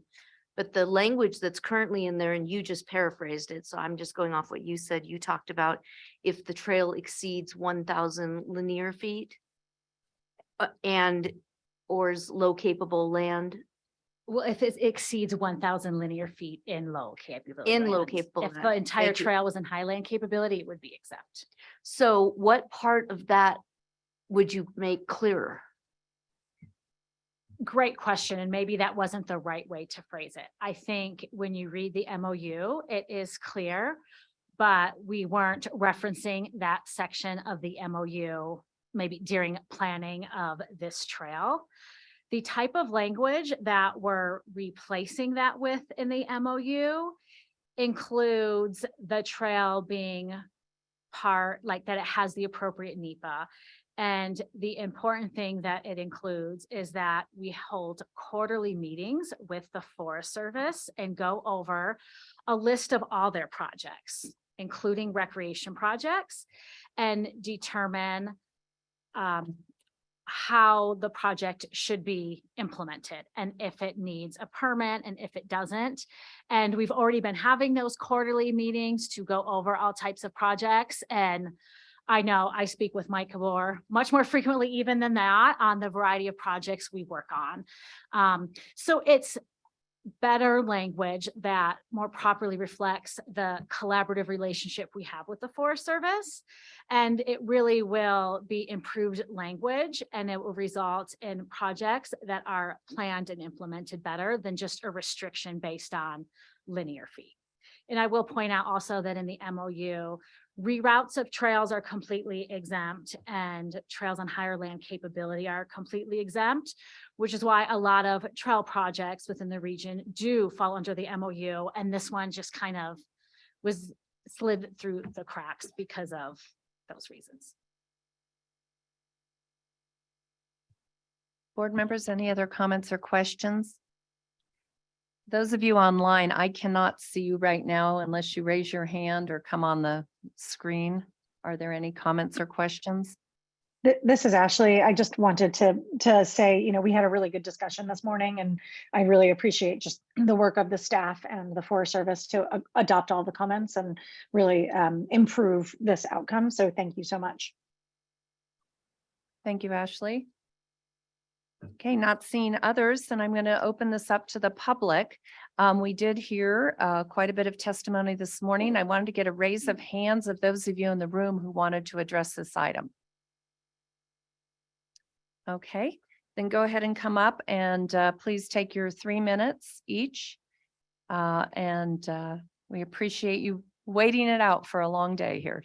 I want to thank you very much for the discussion going on, because I feel that we're really making headway between the environment and the recreation and the pressure you folks have on trying to control people moving in and somehow maintain an environment.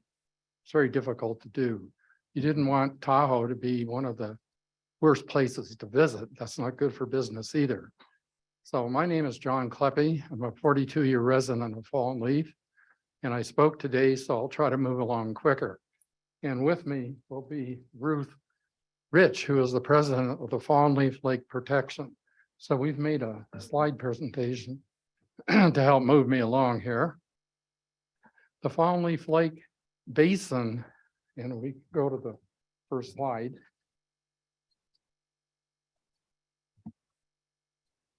let's go to the next one then. So you understand the basin. Fallen Leaf is a microcosm of Tahoe. It's smaller, but it has a lake. It has sediment issues. It has pressure from recreation. We're the biggest entry to the Desolation Valley. We have summer, winter, boating. And so the basin is the red line. So water that goes in there like a funnel ends up in the lake. Sediment from Fallen Leaf isn't considered to affect Tahoe, but it does. Taylor Creek becomes the 5th worst contributor to the sediment loading, and that's a scientific journal. And also, in part of the research I do, we took a core of the sediment all the way down to the last ice age that created Fallen Leaf Cascade and Emerald Bay, and 1 foot in 115,000 years ago. So if you want sediment records, that's great to do, but it showed a real acceleration. And the paper's been published in 2018 that maybe Fallen Leaf has reached a threshold of what we do on the steep slopes going into it. Next slide. So you can see that goes up the steep slope. And I appreciate the concern on controlling erosion, but we have to do it there too. And that's why our real concerns, quick slide, and we'll go through them because I did this. This kind of construction is not the way to do it on any slope, especially one going into Fallen Leaf Lake or Lake Tahoe. Next. Yeah, next. We'll just want to show you this. These were taken from the TAMBA website, and we appreciate them keeping a record of during construction. Next. And I'll go through the last one because I don't want to keep speaking. I'm a professor by trade and I never stop. Okay, next slide, and I'll turn it over to Ruth there. The list we have here, some of what came back after the committee meeting this morning addresses bits and pieces. We still feel pretty strongly that an EA, a genuine EA is important. One of the strongest reasons for that, of course, is the lands that were lumped into the EA that was done for the trail network on the Angora side, or the Tahoe Valley side of Angora Ridge, also included one trail on the Fallen Leaf side. At least my understanding of it is just one trail. If you average out what the data is going to show, it's going to be very heavily weighted towards a non-watershed trajectory of erosion into marshes or wetlands, where the trail that's in Fallen Leaf is going directly, any erosion is going directly into the lake. That's kind of significant.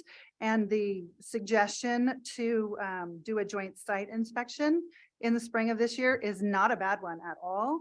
I don't know that that's going to give us enough information. And so Ms. Aldean's suggestion, that some permission is included in these new additions, say you can not decommission, whatever it is, restrict use, etc. I really think if this is going to move forward today, that might need to be part of this very strong language about, hey, we're going to figure it out. And if it becomes an issue, what are the measurement standards? What is the threshold? And what are we going to do about that? So I don't know if more needs to be added into this, but I do think if this is going to move forward today, that's a really strong and important argument. With number 4, the addition of number 4, monitoring trail use on Lily Lake and adding monitoring on the Church Trail and the Clark trails. If you've ever been out there and hiked those trails, on the slide that shows the Lily Lake Trail, those trails are also on that horseshoe end, the south end of Fallen Leaf, and the Clark Trail, which takes off behind my cabin, is in terrible shape if you are not a sure-footed, capable, nimble person. And to have bikes going up that or down that, which was part of the reason for the suggestion to decommission it years ago, it would be bad. And so I would like to see, I think the community would like to see language around, those are not mountain bike okay trails, but both the Church Trail and the Clark Trail. And I think that's important for the environment. It's not because it's coming through private property, mine, my neighbors, the Lodge Association. And the same is true with the Church Trail, which at the Fallen Leaf end originates on private property.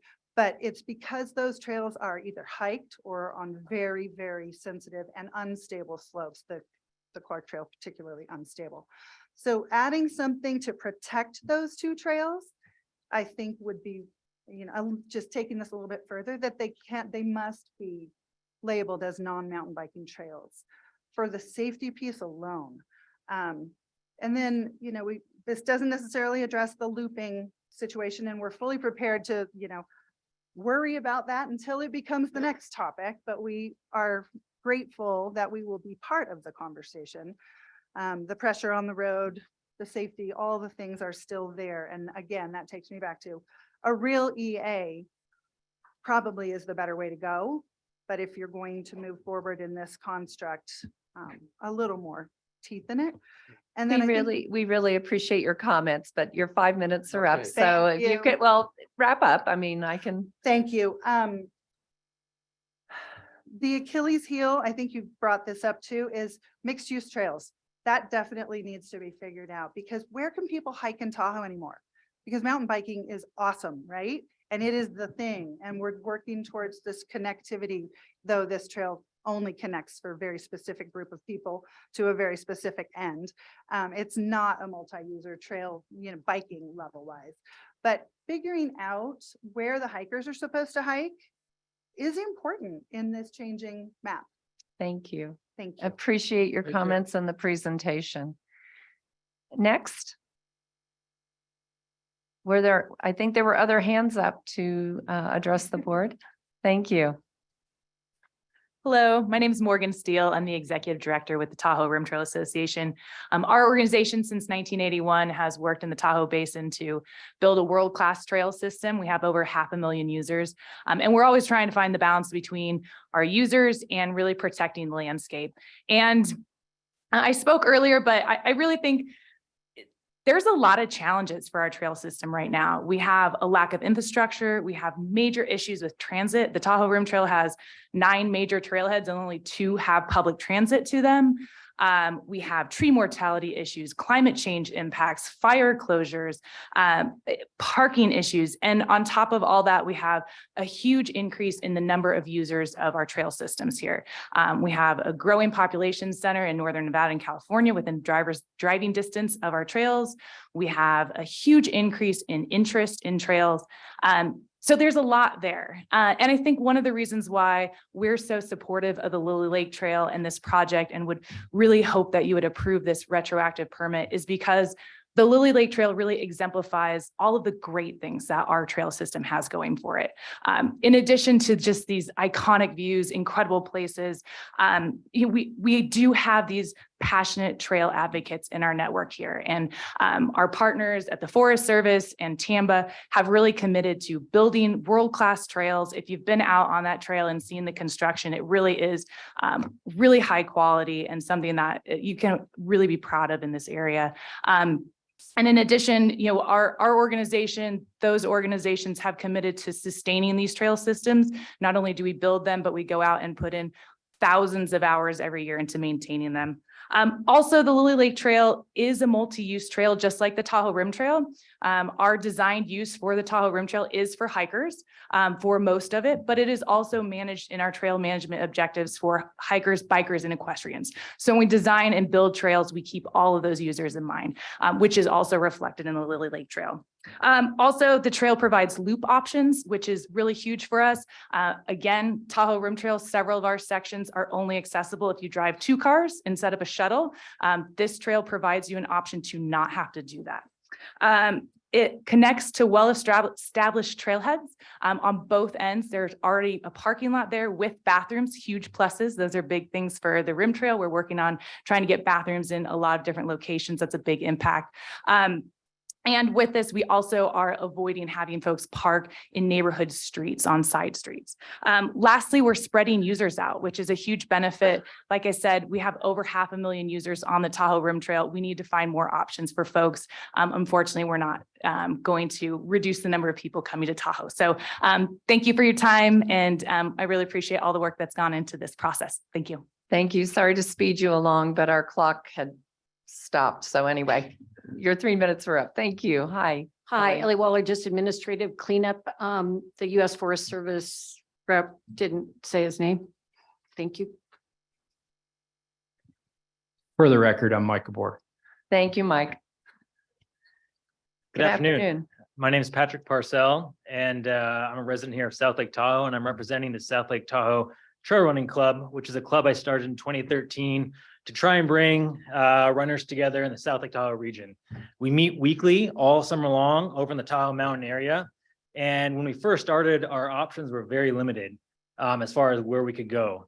Now we have so many options, and it's a huge reason why we live here, why people recreate here, is the ability to leave your backyard, not get in a car, and go and recreate on multi-use trails. I live right on the south side of Angora Ridge, and I used to drive over to Glen Alpine Falls Trailhead where Lily Lake terminates and go into Desolation Wilderness from there because there was no other option for me to get there. Now that the Lily Lake Trail exists, I'm able to leave my backyard, hop right over the hill, go on no roads, and enter Desolation Wilderness. I also mountain bike, but when I'm running, sometimes I don't want to come across bikers. In that case, I live right by Desolation. There are hundreds of miles of trails I can access and not have to worry about seeing any bikers. The unique thing with Lily Lake is that it's outside the wilderness. It can provide this really neat experience that you can't get on any other trails for mountain bikers in the Tahoe Basin. And so it's a really unique piece of infrastructure that I hope that you all support and understand why this retroactive permit is so important. Finally, living in this area, we've all seen the increase in traffic and people coming in. And the answer is not to try and restrict one use or another on a single trail, is to have a holistic vision for how we can reduce parking and congestion issues at these trailheads. Looking at things like microtransit, having permit systems at trailheads, those are going to be the solutions that impact everyone on a much broader scale. We don't want to be sending any more people than we have to back into this sensitive watershed. I wouldn't want to live back there and see lines of cars there. It's concerns if there's a wildfire or anything like that. And so definitely understand the concerns, but I think there are solutions that do not involve restricting non-motorized access to one user group or another. And finally, like, there are always going to be user conflicts, but it can't be putting one group against another. It's not a technology issue, it's a people issue. And we need to work on the culture of trail etiquette in the basin and not alienate one another. Thank you for your time. That's all I got. Thank you. Other speakers here in the room? Is there anyone else here in the room? I'd ask you to go ahead and line up if there are. Not seeing any. Okay. Good afternoon, Madam Chair and the board. Thank you for letting us speak today. My name is Andrew Bray, Executive Director with TAMBA and also head coach of a local youth mountain bike team. I'm on the advisory board with the league that team works with, which brings in about 500-600 kids in the Tahoe and adjacent communities and about 200 to 300 coaches. I just wanted to share that the Lily Lake Trail is an amazing piece of work that took a lot of years with design, public input, construction to get to the point that we are now. Unfortunately, the permit was overlooked as part of that process. All the other steps were done professionally. I would like to invite everybody, if you haven't had the chance to get onto the trail, to go and check it out and admire the workmanship that's been done there. The trail is built very professionally. The trail is built in a very sustainable manner. I've worked for about 33 years in the Lake Tahoe area on public lands, been responsible for a lot of land management, erosion control, vegetation management, and things like that. This trail is one of the jewels in our crown for a lot of different things that Tahoe has to offer. It provides access to all members of our community to get to see the iconic Tahoe views. It allows people to ride out to the lake. There have been some questions raised or concerns about the ability for people to safely do a loop in that area. I live in that adjacent community and ride that trail fairly well. I travel loops down Lily Lake, out Fallen Leaf Road, in Fallen Leaf Road, back up Lily Lake on my mountain bike and ride the trail uphill and downhill. I'm almost 60 years old and I ride a cross-country bike. I can do it on that. I'm not saying it's an easy trail, but in amongst the trails, and there were some examples that Shannon shared earlier, it's actually probably less technical than quite a few of them. So there's been a lot of really good things that have been done. A couple of things that this trail also checks the box on is that it offers parking at each end. Yes, it's a bit of a fight to get it, but it offers parking and it offers bathrooms and it offers decent opportunities for trash. Those are things that we are trying to implement in so many more areas around the lake. This trail checks the boxes with that too. So with that, I would like to let you know that TAMBA supports the proposed initiative, the proposed permit. We would be happy to work with the forest, with the local homeowners to answer questions, address concerns, and do what it takes to show that this is a functional multi-user trail with people biking, hiking, camping. I haven't seen horses, but I know that horses, like a good steady horse, could ride that trail. But those folks are able to enjoy it. And I have not had any issues of conflict brought to my attention. There are certainly areas in the Tahoe Basin where conflict happens, and we work with those folks with education, advocacy, trail stewardship. I work heavily with the youth that we work with the mountain biking to encourage that generation to own that next step. So with that, I would like to strongly urge the board to support this. Let's take this trail, recognize the concerns, solve the problems, and move on to the next thing to be solved. Thank you. Thank you.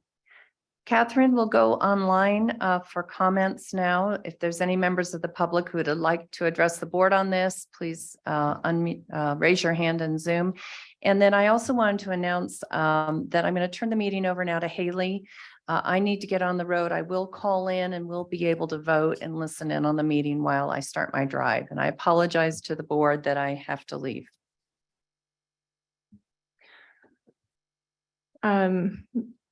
Madam Chair and Madam Vice Chair, we have currently 10 hands raised to comment. The first hand raised was the Nevada Tahoe Conservation District. If you unmute, you can address the board. Yeah, hi, everyone. Can you hear me? This is Megan Kelly. I'm a civil engineer. I work for the Nevada Tahoe Conservation District. Commenting today as a private citizen and a user of the Lily Lake Trail, and also commenting from a civil engineering perspective who works primarily on stream restoration projects in sensitive lands. I would say that this trail is a marvel, and it's definitely not a water quality concern. Despite its presence in sensitive lands, it was built really well. I've ridden it on my bike many times. I've even hiked it with my 7-year-old triplets, and I haven't seen any evidence of erosion or issues that would affect Fallen Leaf Lake or Lake Tahoe. If you haven't been on the trail, I highly recommend it.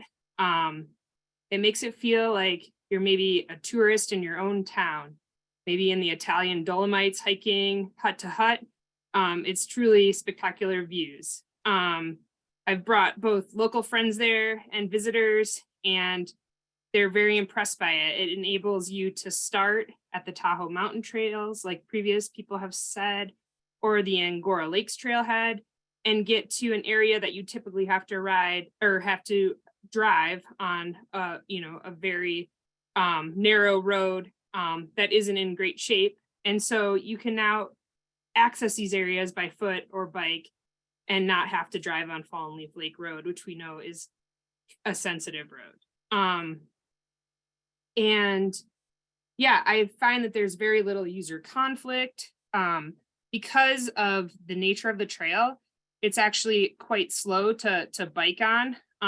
And so there's not any real biker or hiker conflicts. In fact, when I've used the trail, I've maybe seen only 1 or 2 people back there while using it. And so if I'd like to just say I support permitting this trail as both a user, a restoration engineer, an environmentalist, and a 17-year Tahoe resident. Thanks for your time.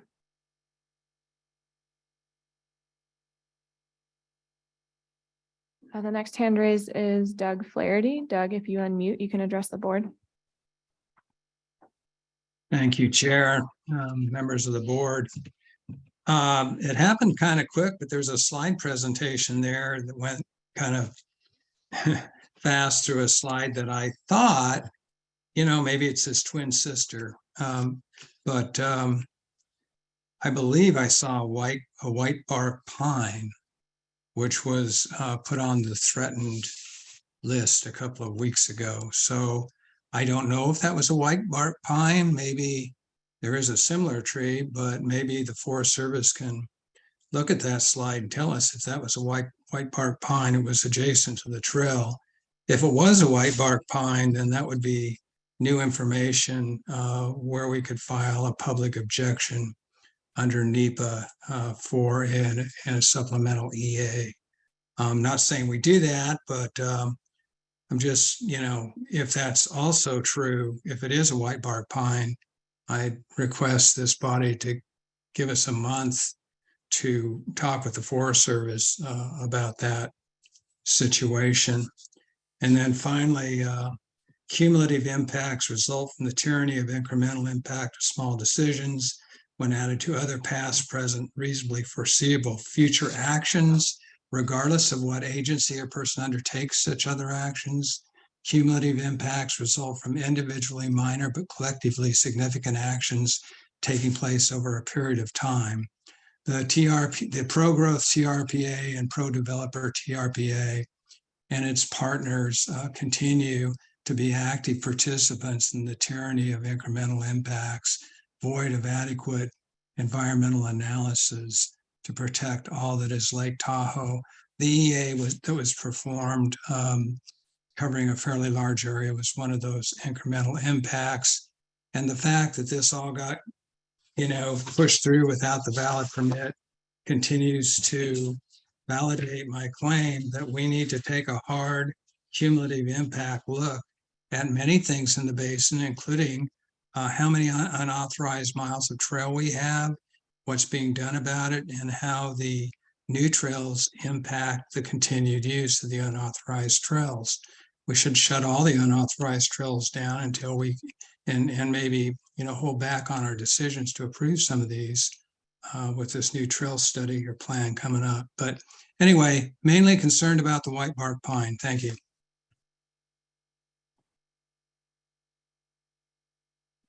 And Catherine, I'm sorry, before we call on our next speaker, I did just want to make a note that we really appreciate all of this good public comment. Much of the board was listening during committee, and I know we had a lot of written public comment as well that I know I have read every word of. So it's also, if you'd like to use your public comment time to say if you support or oppose the trail, in the interest of time, if you want to abbreviate your comments, know that the board has heard if you've made substantive comments on this today or in writing, that we have paid attention to that. I know we have a lot of commenters to get through. So Catherine, if you want to call the next one, thank you. Thanks, Madam Chair. Next is Chris McNamara. Chris, if you unmute. I will try to be quick. Just wanted to say, since Lily Lake Trail was built, I've never used Fallen Leaf Lake Road because there is such a better way to get there. I don't need to park a car out there, which I have to imagine, if you've seen some of the creative parking around the overflow at Glen Alpine Trailhead, has to be the biggest concern in all this.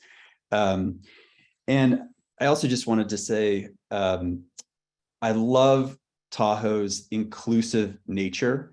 Other than wilderness, where it's just hikers and horses, we have this multi-use culture of inclusivity.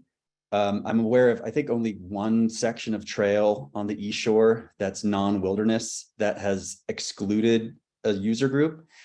And I would just love to keep that type of inclusivity going in Tahoe. As anyone who's been to an area where they've chosen not to embrace that philosophy, it gets ugly really quick. It's no fun for anyone. It often involves a lot less trail access and a lot more litigation. I'm so happy that in Tahoe, we have not gone there yet. And I hope that we will really continue that. Thank you.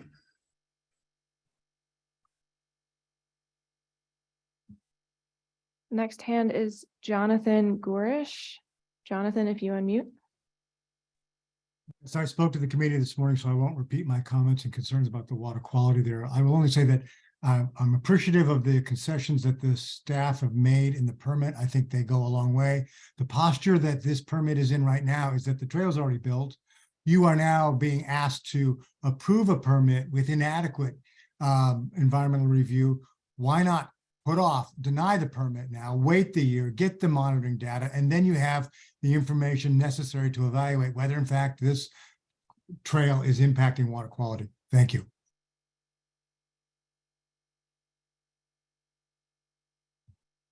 Next up, Peggy Laughlin. Peggy, if you unmute, you can address the board.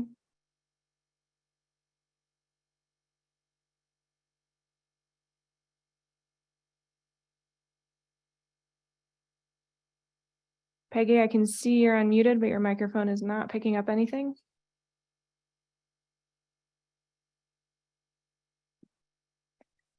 Peggy, we will circle back.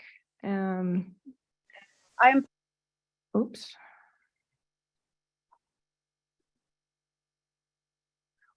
Go ahead one more time, Peggy. Hello? How about now? Yes.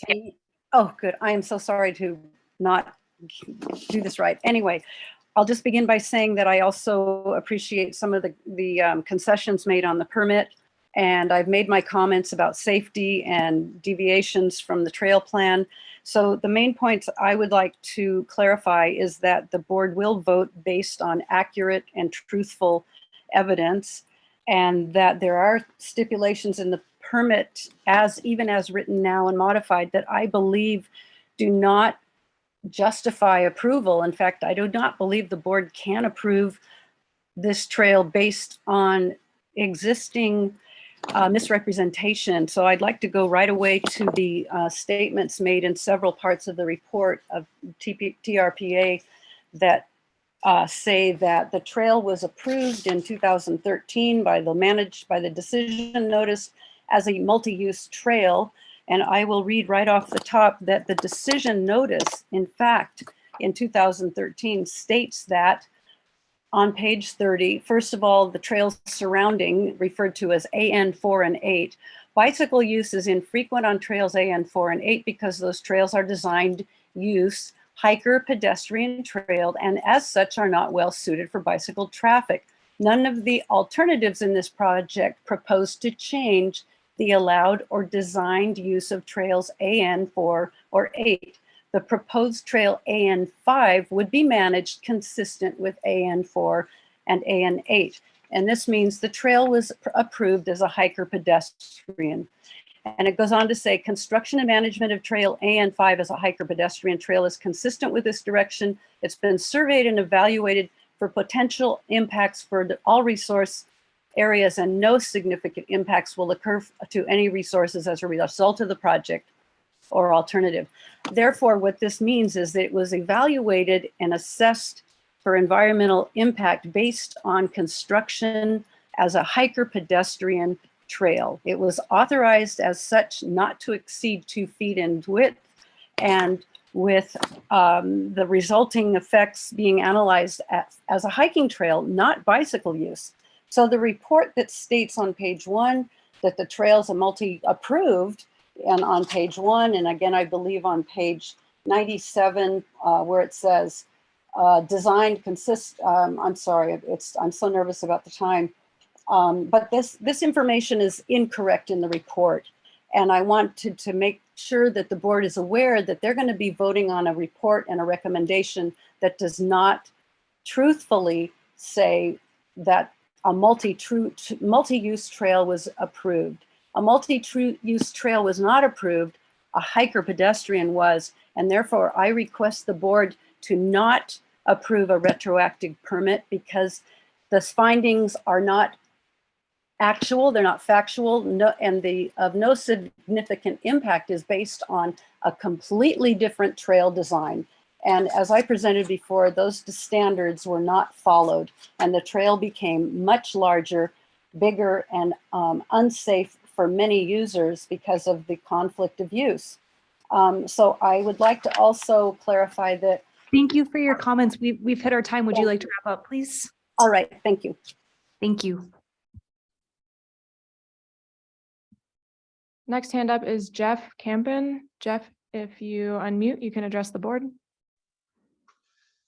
Good afternoon. I addressed the committee this morning, and I'm happy to hear that there are considerations for changes in the approach. I support what John Gurish had stated to your board. Clearly, this trail was built in error, not having a permit. But I think we're moving forward to a resolution. I just want to point out that I don't think there should be a rush to judgment. I don't think there's really any reason to approve or deny the permit today. that you can delay it. The trail has been in existence, so there's no harm on that front. And it's certainly not going to hurt the Forest Service or TRPA to delay this thing until you have sufficient monitoring information. I would like to clarify some information that we put forward this morning and representations made by the Forest Service about additional trails that were approved on the Angora Ridge area in the decision notice of 2013. And the response to the board or the committee at that time by the Forest Service was those other 4 trails did not fall within the MOU. Well, I take issue with that, and I think your board needs to look into those 4 trails seriously. The information I have on page 157 of the 2013 EA shows very clearly that those 4 trails are new construction and specifically designated bicycle. Those 4 trails were approved and they have been built. They are not reroutes. They are not any other consideration, but new construction. And finally, I'd like to suggest that we hear what TRPA is trying to do in terms of regional trail planning and dispersing, and what the Forest Service is trying to do with this. But we have to realize that at some point, we're going to be up against the wall in terms of the ability of this new trail to absorb the population and use increases. Yes, we have services at both ends of the lake, the trailheads, but they're inadequate right now. They don't get serviced regularly or appropriately.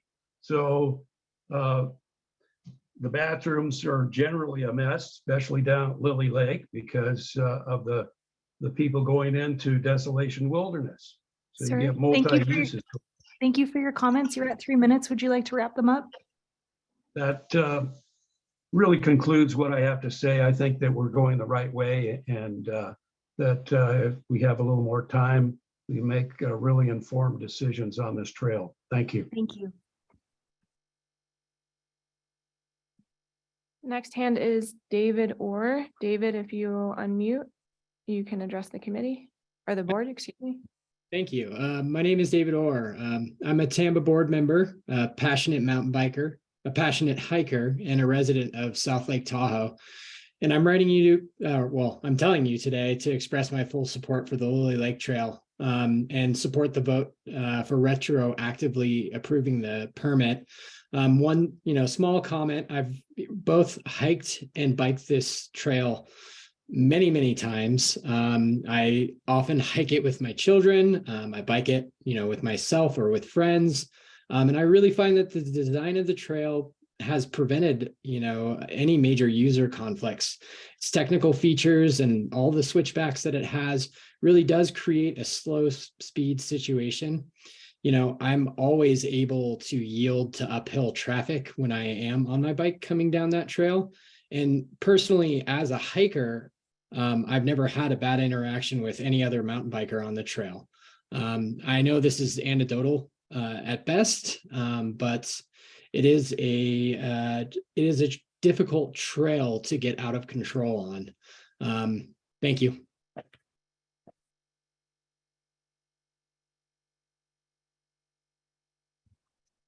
Next hand is Elise Fett. Elise, if you unmute, you can address the board. Hello, my name is Elise Fett. I'm an architect and engineer in North Tahoe. And in general, it's been proven that nature is good for human health. And trails are necessary. So this trail has already been built. And so if it's in place, it seems that we need to stabilize it and approve it.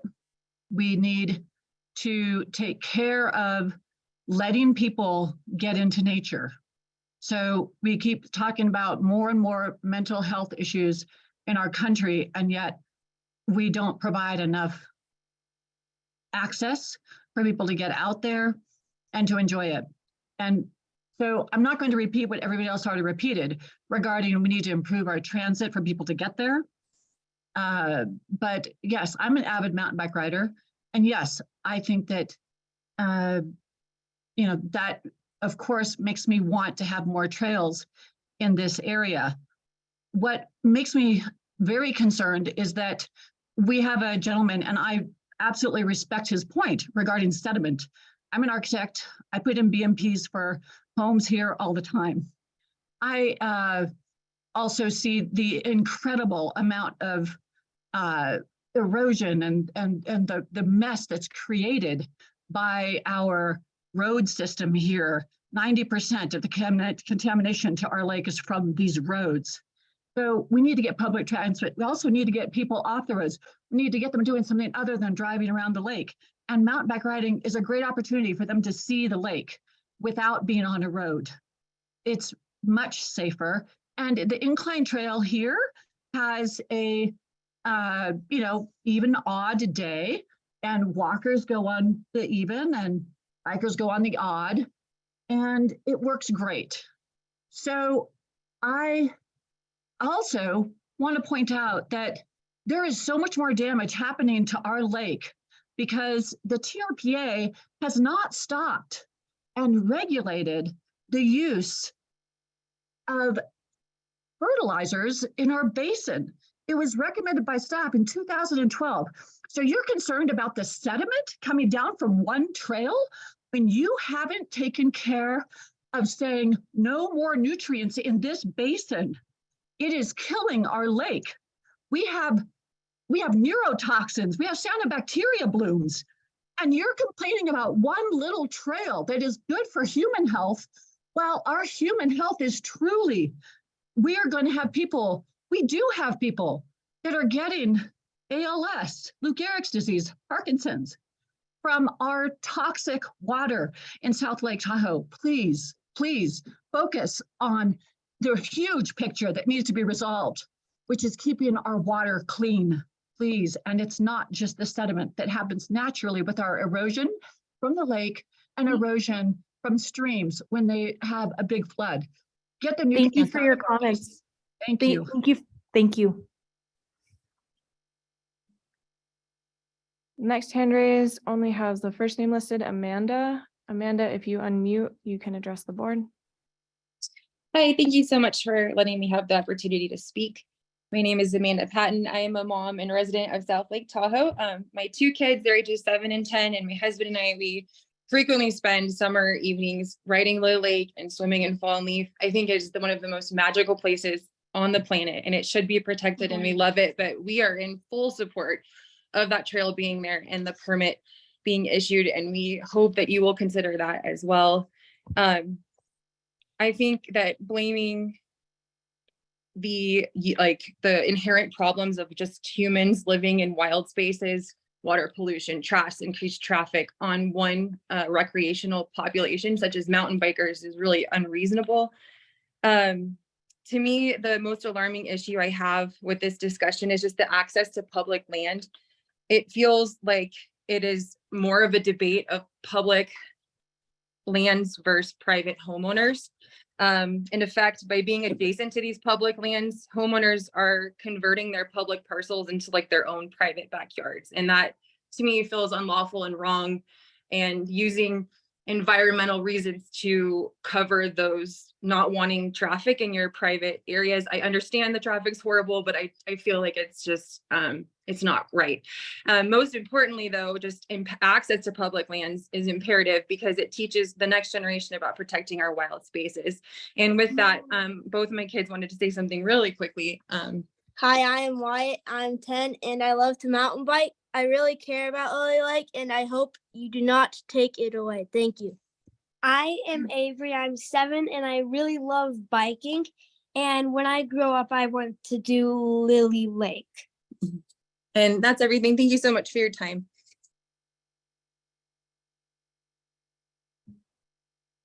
Madam Chair, the last hand raise is Denise Davis. Denise, if you unmute, you can address the board. Hello. Hi, we can hear you.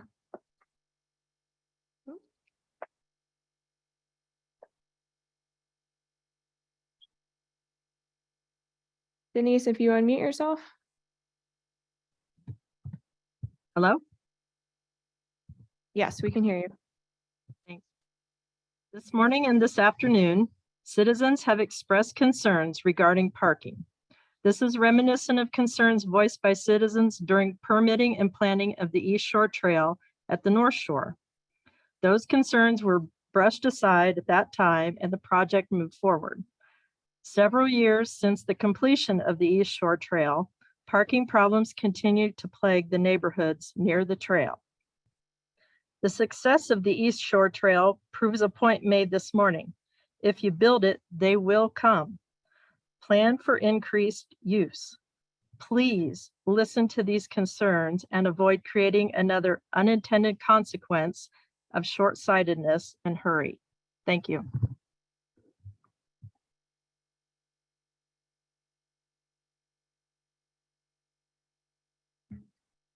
Madam Chair, there are no other hands raised to comment on this item. Thank you very much. With that, we will close public comment and I will look to see if there are any more comments from the board.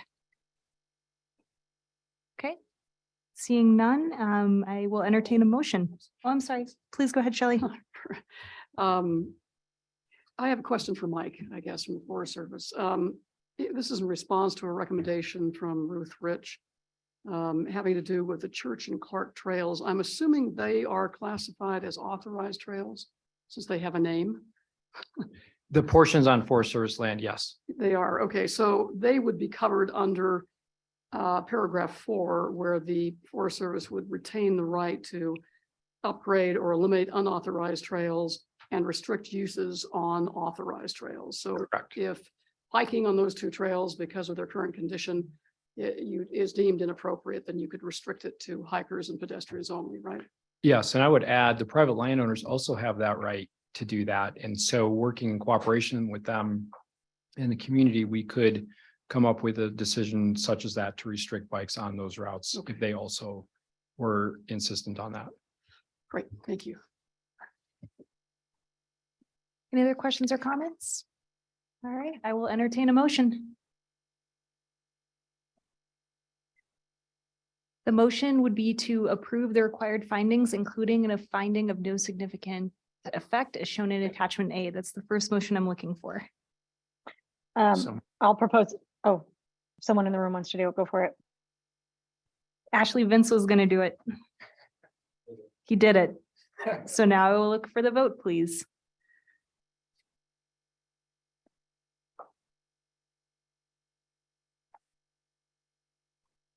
Sorry, we're just trying to get board members online. No problem. A little delay. Ms. Aldine. Yes. Ms. Conrad Seda. Yes. Mr. Aguilar.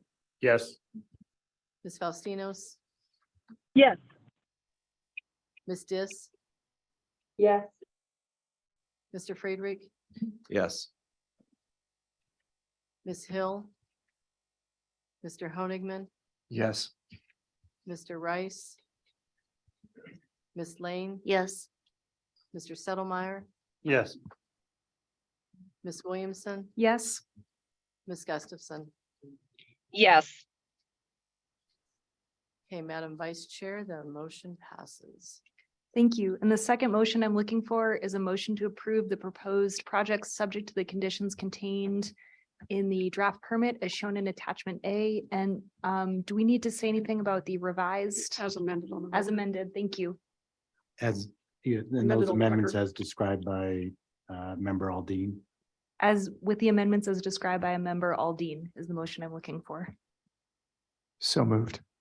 Thank you. Can we call the roll, please? Ms. Conrad Seda. Yes. Ms. Aldine. Yes. Ms. Faustinos. Yes. Mr. Aguilar. Yes. Mr. Friedrich. Yes. Ms. Dis. Yes. Mr. Honigman. Yes. Ms. Hill, Ms. Lane. Yes. Mr. Rice. Mr. Settlemyre, Yes. Ms. Williamson, Yes. and Ms. Gustafson.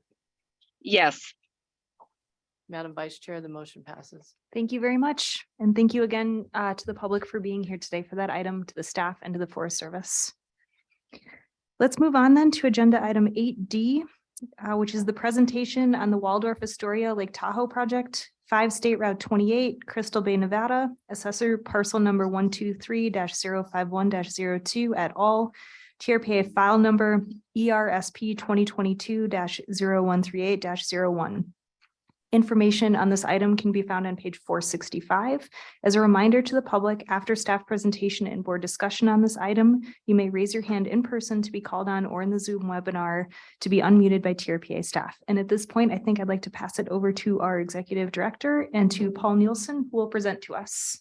Thank you, Madam Vice Chair. Julie Reagan and Paul Nielsen is coming in on Zoom. I'm going to introduce this item. And first, I want to thank the board for your time and care in the last item and all the members of the public that worked through that matter. And I want to also thank our members in the audience who've been here waiting patiently for this. And thank you for your time, and for those on Zoom. I just want to provide a little context about this item. At this point on the board, member Aldine is the only one who has previously had some exposure in her tenure on the board with what was then called a Boulder Bay project at the Biltmore in Crystal Bay. And a few board members were able to come out yesterday and do a site visit to see in person the facility there.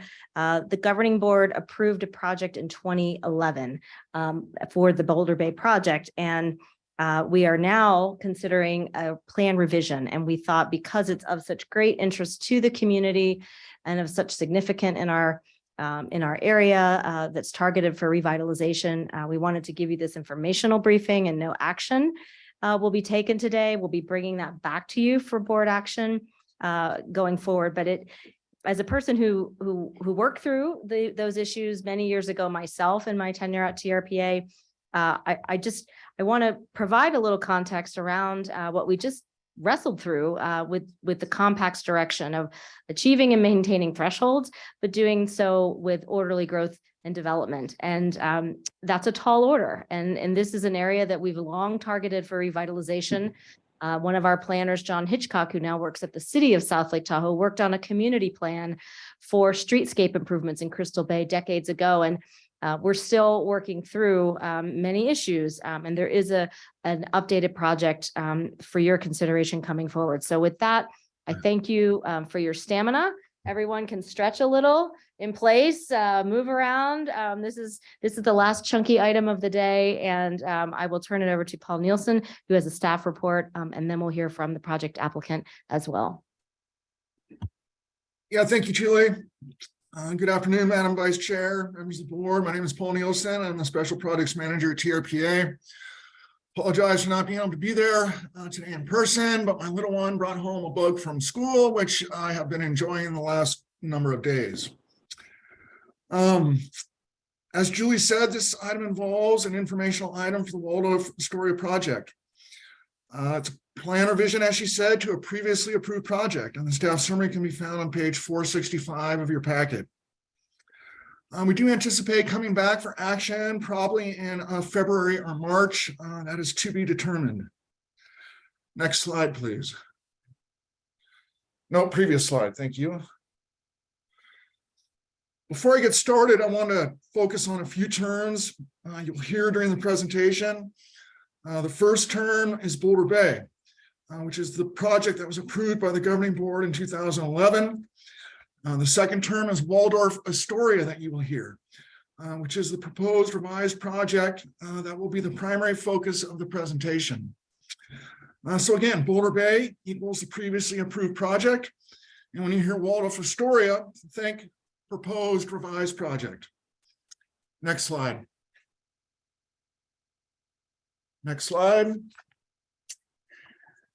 This is just a vicinity map at a basin scale, shows the location of the project on the North Shore, immediately adjacent to the state line, Crystal Bay. Next slide, please. And this slide just shows, this is an excerpt from the area plan. The red outlined area is the project area for the proposed project. Again, right there at the state line in Crystal Bay along Highway 28, the site of the Biltmore. Next slide, please. So this is just a view, aerial view, obviously oblique looking north. You've got Highway 28 there, kind of in the middle ground where the bus is. Off to the left, you've got the Biltmore Lodge and Casino. Parking areas off to the right. And the project area is about 16 acres. It also includes in the foreground here off to the right, the Crystal Bay Motel, the parking lot, and an adjacent office building, which again is a part of the project area. And we'll talk a little bit more about that in a few minutes. Next slide. This slide just shows the existing condition of the building. Building's been there for a long time, as we know. It was open until recently, as this past summer. It is closed, and in fact, all of the buildings on the site are currently vacant. Next slide, please. So the project represents a revision, we call it a plan revision, as Julie said, to a project approved by the governing board in 2011. As part of the community enhancement program, which some of you may remember. It was a program, a TRPA program that incentivized large projects to incorporate environmental improvements into a project that were above and beyond mitigation requirements. So things like water quality, transportation improvements, scenic quality improvements. As a part of that approval, the governing board also certified an environmental impact statement. That environmental impact statement looked at 5 different alternatives. And again, this is a revision to an approved project with a certified environmental document. So in this slide,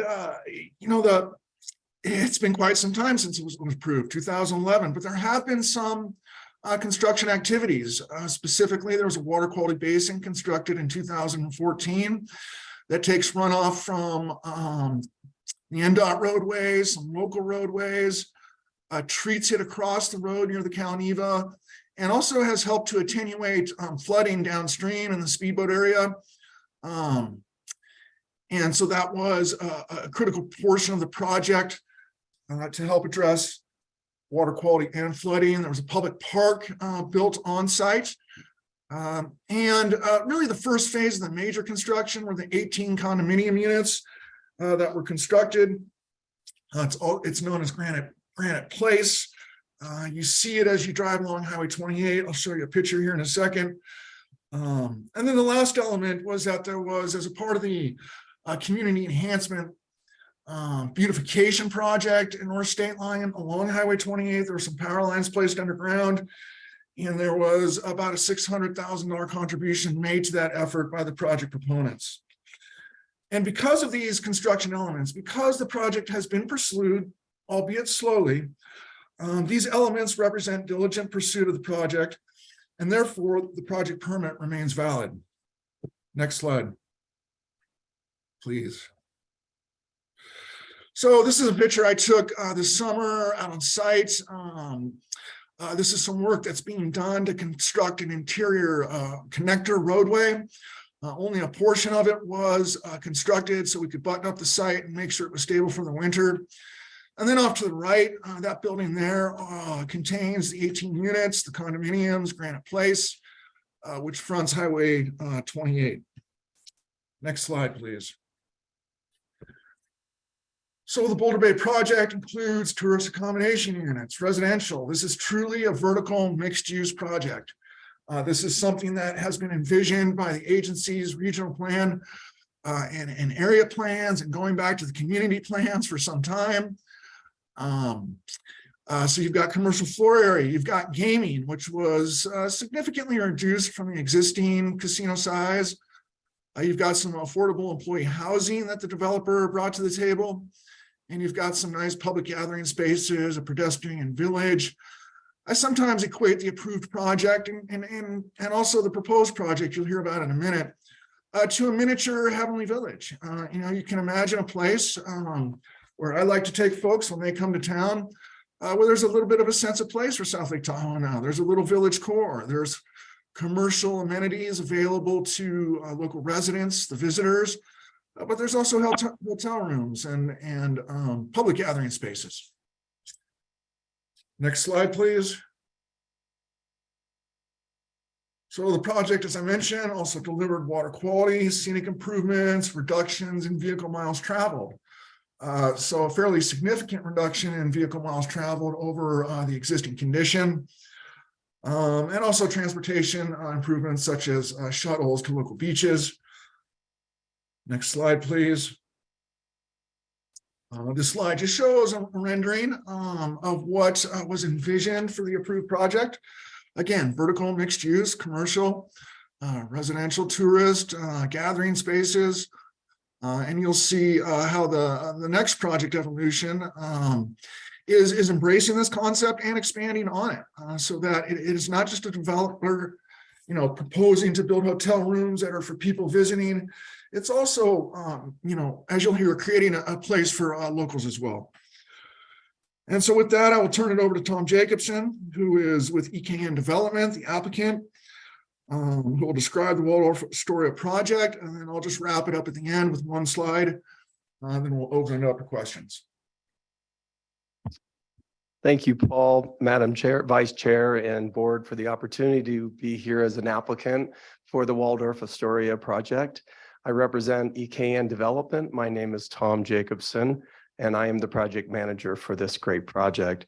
So next slide, please. Paul, thank you for that opportunity to get us up to speed where we have been in the past. I wanted to pick up from there on a quick history of where we've gone. So in 2015, that's where Paul left off with the breaking ground of the phase 1 or building A of the 18 units there that are existing. EKN has been involved in this project now for over 4 years. We were involved in this as a joint venture with the previous developer to be the hotel developer for this site. However, in September of 21, we actually purchased the entire site from the previous developer. Since then, we've closed the Biltmore, as Paul's talked about. We've also done some extensive development and remediation and getting ready for the demo of those existing buildings. The Biltmore closed, and then we gained full possession of it on May of 22. We did some site work, as Paul showed you on a picture, quite a bit of cleanup. I don't know if you're familiar with the site in the construction period of summer of 22.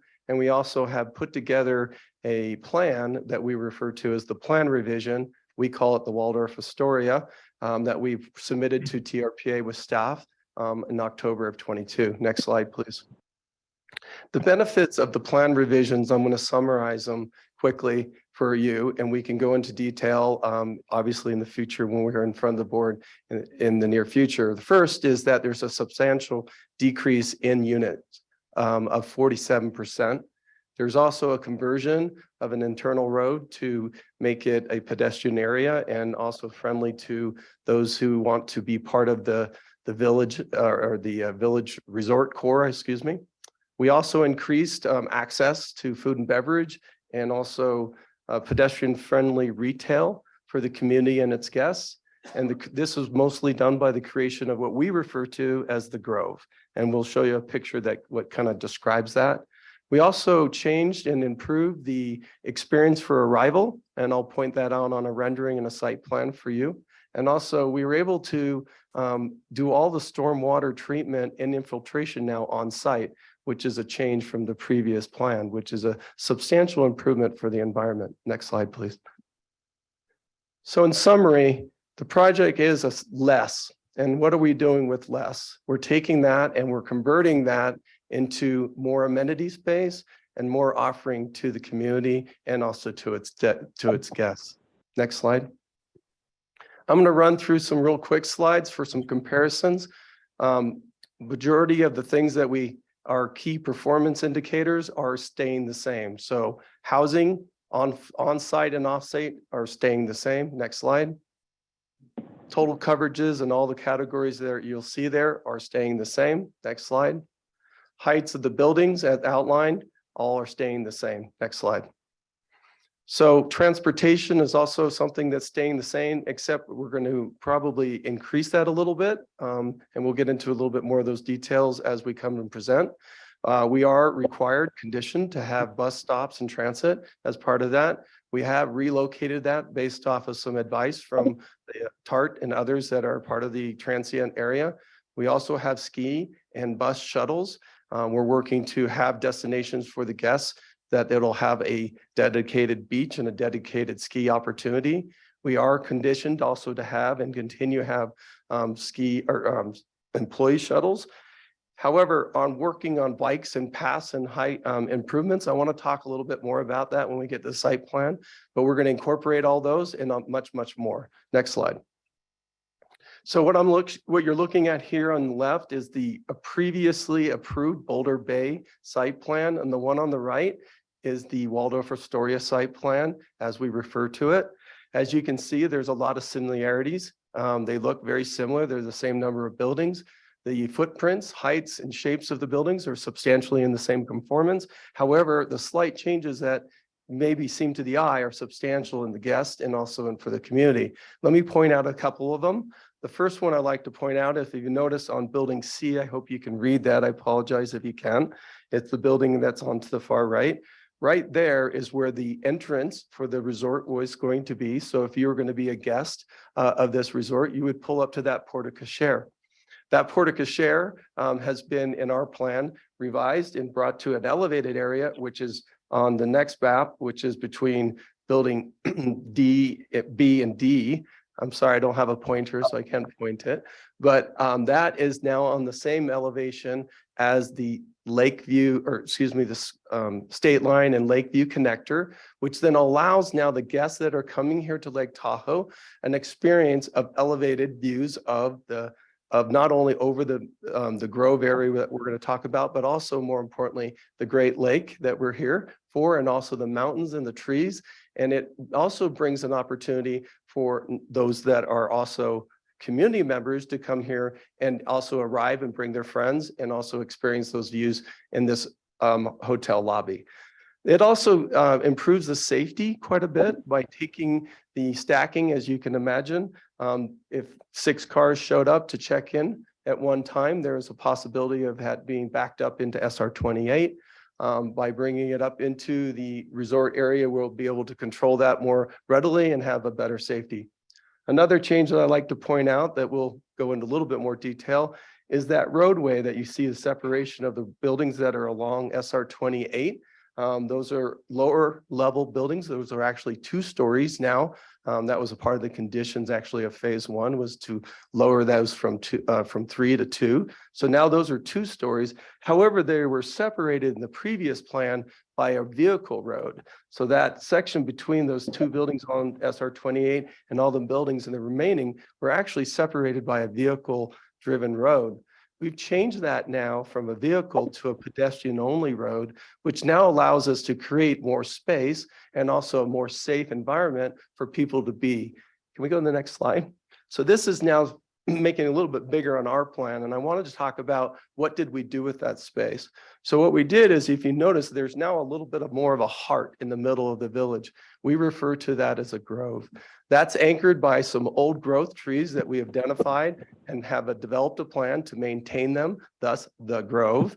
And the grove is actually an elevated area that is now incorporated into the back buildings and also bringing the back buildings into the front. We've done that by creating an amphitheater, by taking advantage of the natural grades that are there and making places for the community to come and be seen and be part of it. So what does this mean? Well, now all that retail and all of the curated retailing people that we're working with and will work with is we're going to create a place for the community and also for the guests to be part of something which is a commercial town center, which is the actual idea of the Crystal Bay area. With that said, we're also looking to connect the upper buildings down, and this is something that I want to point out, which is we refer to as the Alpine Trail.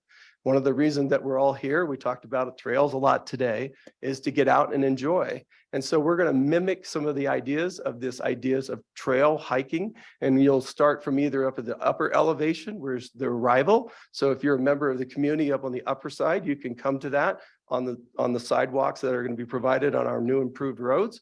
And then you can crawl, you can go to the lobby, go to the bar that's there, open to the public restaurant that's there, or you can stroll down the trail, go through the different areas that are, I can go on, but the courtyards and all the miscellaneous areas that is going to be there. So think of the trail, think of the Grove as a place where you can have things like farmer markets, you can have events, you can have year-round programming. So this is a place that is alive. Yoga on the lawn, I can go on and on. So with that said, next plan, please. Slide, excuse me.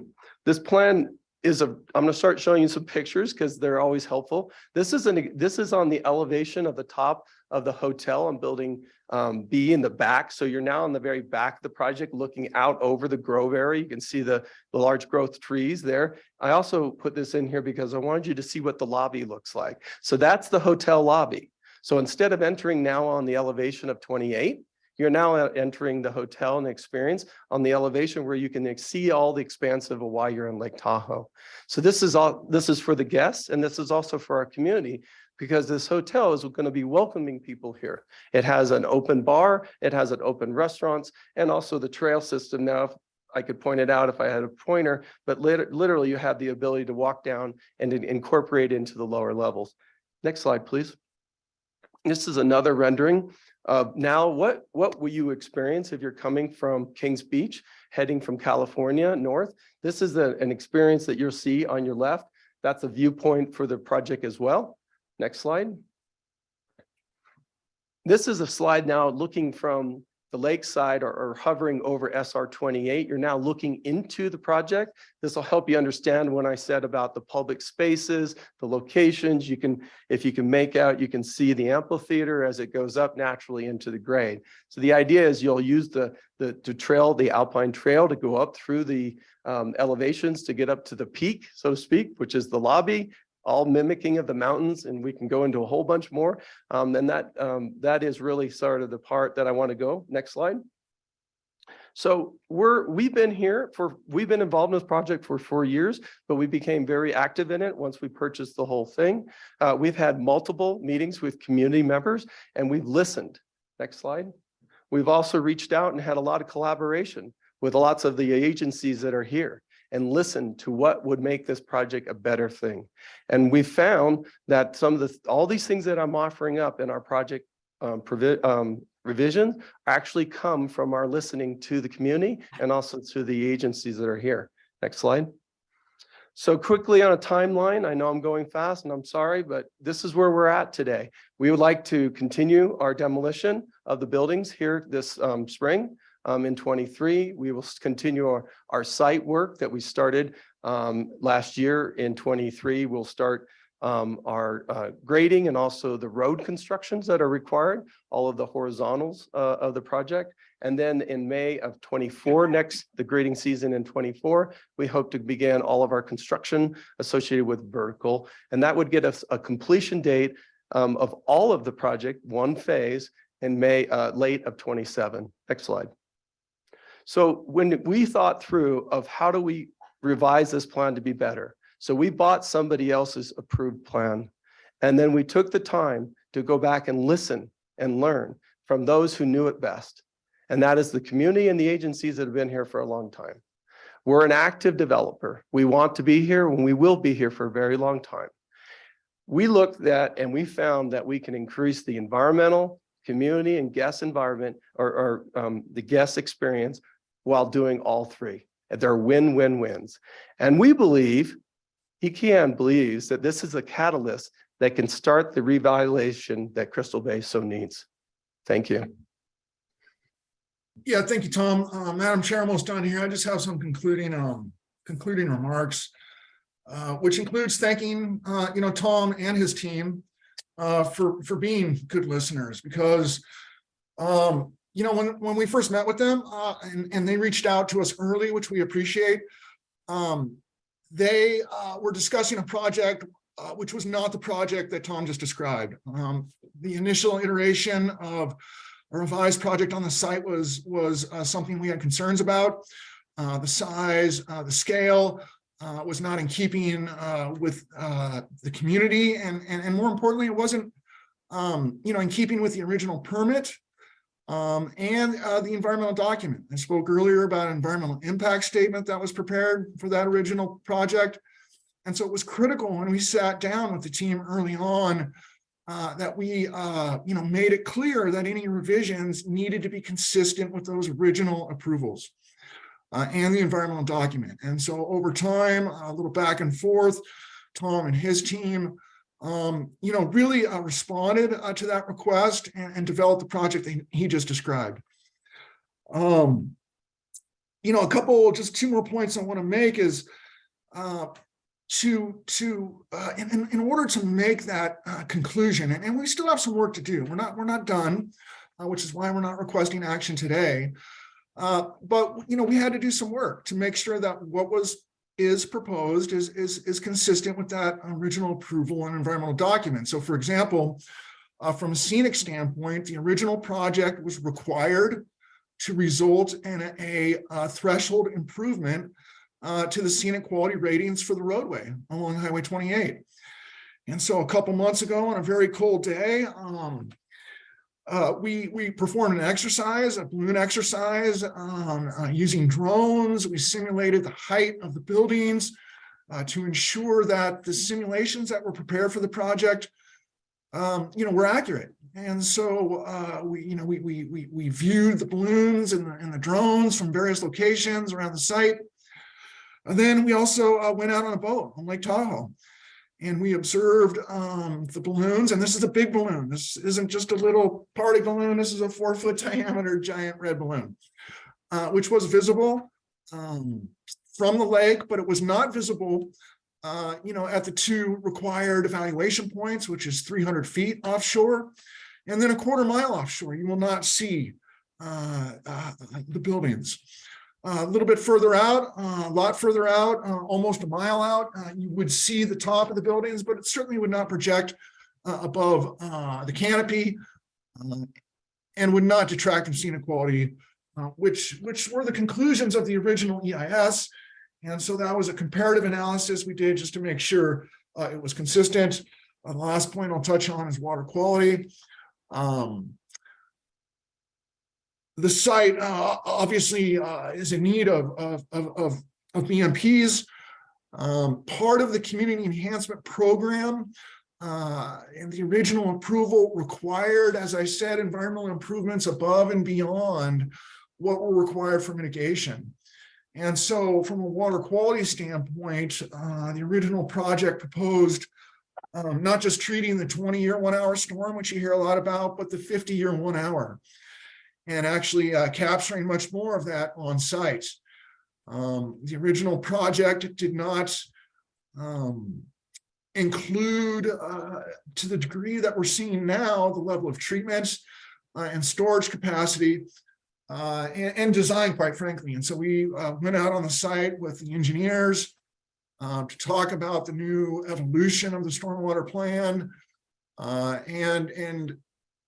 and again, I guess the best way to say it, maybe stealing a thought from John Hester, is that this water quality plan is a 2023 version of the water quality plans we'd like to see, not the 2011 plan that was approved before. So we are pleased that the project has come as far as it has, that it will still deliver the environmental improvements, including affordable housing and transportation. And revitalization, as Tom touched on. We hope that if this project is approved, it will serve as a catalyst for environmental, community, economic benefits for other sites at North State Line, like the Calneva, for example. Notable, there's been some recent interest in the Calneva, which, as we know, is a good thing. That site needs some attention, and hopefully we will see that in the future. And so with that, I'd like to conclude and send it back to you. Thank you for that presentation. Are there any comments or questions from the board? Mr. Settlemeyer? Thank you, Ms. Williamson. I appreciate it. Remember a long time. I think it was 14, 16 years ago. We were up there reviewing the Crystal Bay and Calneva at the same time when I was on the interim committee for the Tahoe at the legislature. So it's fascinating to see the new rendition, and I greatly look forward to having it go forward. Thank you. Thank you. Any other questions or comments from board members? Ms. Aldine? Just a quick question for the project proponent. Obviously, interest rates are rising. Financing is critical for this project. I understand the estimated cost is 750 million, I think now is the projected cost of the project. Have you secured financing, or have you identified a lender who is willing to finance this project pending an approval by this agency? So we don't have our construction financing at this point. We do have our financing to get to the point where we are and where we need to be as far as the vertical construction or the horizontal construction. However, debt financing will be needed in place for the vertical construction. So you have funding for the infrastructure work? Yes. Yes. Okay. And you're reasonably confident that this project, it will be able to move forward? I know it's kind of an odd question to ask because things are in flux. Yeah, I think it's a reasonable question to ask based off of the environment that's today, but yes, we do have confidence that we'll be able to get construction financing. Okay, great, thank you. And I apologize, I can't see members of the board who are online who have called in, so you might just have to say my name to get my attention if you wanted to question or comment. All right, hearing none, let's go to public comment. I do just want to remind the public that this item is only agendized for informational only. But if members of the public who are present right now wish to come forward, please come on up. The microphone is on right now, so you can just leave it on, and please state your name for the record when you come up. Hello, my name is Stuart Yont, and I first like to start by saying hello to Shelley Aldine and congratulating on seeing you in person and the enthusiasm you've had and the detail and the organization that you've continued to exhibit, because I was on this board for 6.5 years. Quite a while ago. And of course, Julie and I worked together, and Paul Nielsen and John Marshall. And I think we're all pretty happy with each other at those times and had a great time. And back in those days, we had 2-day meetings a lot of the time, not just 1 day. But so I attended and was very involved and attended probably some 70 or so meetings. So I, like I say, I was very involved, and I have lived in the Crystal Bay for 27 years now. So I am also quite involved in that community. And back then, many years ago, in 2011, I also spoke personally with Mike Brown, the preeminent fire chief at the time in the basin. And I've heard some concerns about the access and the road closures and the road changes and all that. And he was very supportive of that at the time, I just like to say, and felt it was a dramatic improvement to the fire safety for the community and the people. So I've also spent a good deal of time getting to know Evie, and I have trouble pronouncing that last name, not Giovanni. Yes, I'm getting better at it. And as well as his family, and he's met my family, and we have been spent time together at his headquarters, the old one and the new one in Irvine. So I've gotten to know him, and I've been very pleased to say that he's the real deal. I went in his current office last year and saw some 100 people sitting at computers and working their little heads off feverishly on various projects of his, including, of course, this one, which I believe is his pet project. So I just like to be very supportive and say we need to rejuvenate and revitalize Crystal Bay and get rid of the blight that is there. So please let me just voice my support. Thank you. Thank you. And if anyone else wants, please just come on up. Thank you very much. Thank you, Madam Vice Chair and Board. First, I want to thank everybody for coming out to the site yesterday. I know it's a big haul driving around the lake, especially in the winter. My name is Mike Dunn. I moved to Tahoe 30 years ago this year. I work for Chase International Real Estate. I'm a California and Nevada realtor, and I work throughout the entire region in all of our markets. Chase International has been retained by EKN Development to represent the sales and marketing of the project. And I am tasked with the marketing and the community engagement for the developer. So I do want to make sure everyone does know that I do work for the developer. When I first met Ebby and his team, we were interviewed to represent EKN as a residential real estate sales and broker. I was very impressed when Ebby told me that the most important criteria that he was looking for was strong community members to play a pivotal role to build and implement a community outreach program. There was no conversation of sales. There was no conversation of condos.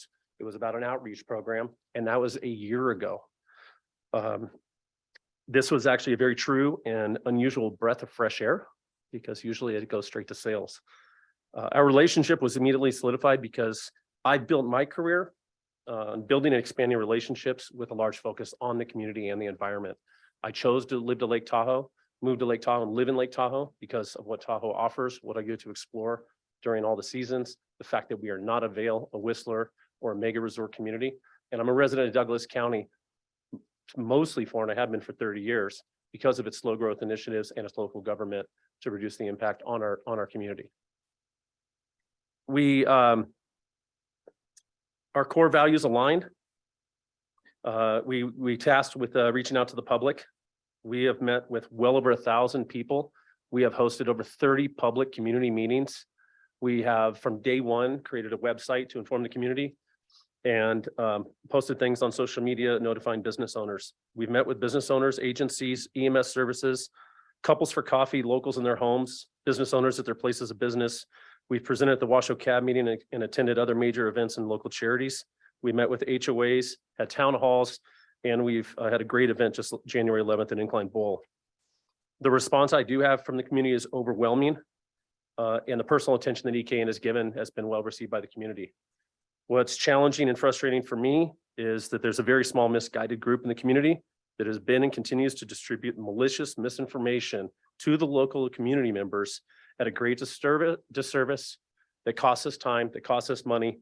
And just yesterday, one of these members was on site at our walkthrough telling people that there would be over 3,000 cars arriving daily and that the buildings would stand over 7 stories tall at the top of the resort. Both of those are completely fabricated. They do nothing positive. There's no good for the public. I think that what the plan revision has here presents that they've listened to the community. And I think you guys should listen to those plans in that plan revision. So thank you. Thank you.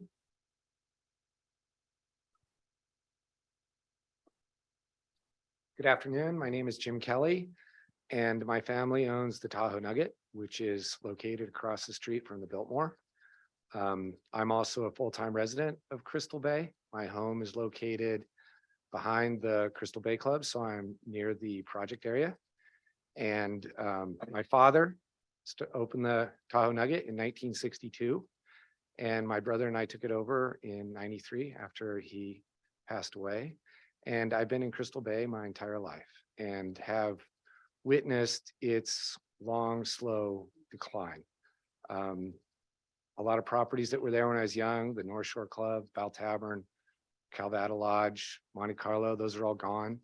Calneva has been closed for over a decade. Tahoe Inn's been closed for longer than that. Now the Biltmore's closed, Crystal Bay Motel's closed. Only the Nugget and the Crystal Bay Club are still open. 30 years ago, we had close to 500 hotel rooms. Now we have 5. There were hundreds of employees in Crystal Bay. Now there's less than 100. The only thing we've seen an increase in is derelict buildings. I'm very hopeful that this project goes forward. I've had numerous opportunities to meet with Evie, and I think that He and his group are the right people to make it happen. In fact, at this point, my only concern related to the project, my only fear is that something will prevent it from going forward. I agree. I believe that this can be the catalyst that we need to begin the process of revitalizing Crystal Bay. And I'm here to offer my complete, on behalf of myself and my family, and some of my neighbors as well, our complete and total support for this project. Thank you.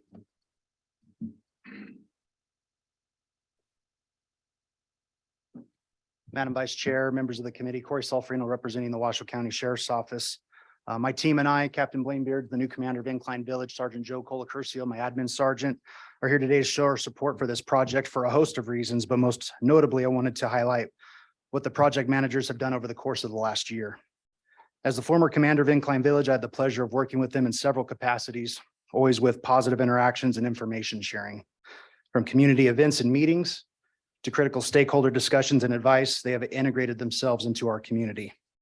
They're wonderful community stewards who understand the importance of public safety and want to create an environment of such. The principal partners of EKN Development Group have listened to our public safety interests in the demolition and ultimate new construction of this multi-acre project. The parcel in question was identified as a former problem area which generated several repeat calls for service relative to trespassing, trouble unknowns, driving under the influence, disturbances, destructions of property, batteries, etc. The principal partners have listened and want to partner with local law enforcement for collaboration and crime reduction strategies. As a law enforcement professional, I cannot tell you how important this is to protect life and property. Oftentimes, law enforcement is met with resistance and delays when investigating crimes and protecting life and property. It's refreshing to work with a group of business professionals who truly have public safety at the forefront of their agenda and want to incorporate crime reduction strategies through environmental design. They've hosted community meetings discussing the project in great detail and have solicited input from subject matter experts in the public safety field. We appreciate the open lines of communication and feedback and wanted to ensure that that was read into the record today.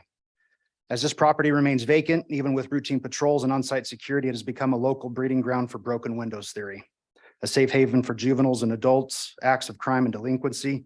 Any delays to this project will result in more of the same and immediately impact our ability to revitalize Tahoe. I'm happy to entertain any questions and wanted to take this opportunity to express our support for this project. Thank you for your time today. Thank you. Hi, my name is Lisa Bernard. Actually, it's Lisa Douglas now. I've forgotten about that. My husband and I moved here 7 years ago for the sense of community that Incline Village offers. And we love to be contributors to the local community as donors and providing assistance to those in need. We live at 535 Lodgepole Drive, which is literally 3.5 minutes away from this incredible new undertaking. Excuse me. I'm also the president of the Rotary Club of Incline Village for the past 2 years. Well, actually the co-president. Ebby Nakagiovanni and Mike Dunn both spoke at our little club and changed a lot of people's minds, as many people had previously heard negative, uninformed misinformation and said they didn't want to hear what they had to say. And after they saw and witnessed their genuine, sincere responses to their questions, they came up and said, gosh, I'm glad I kept an open mind and listened, because they have really changed my mind.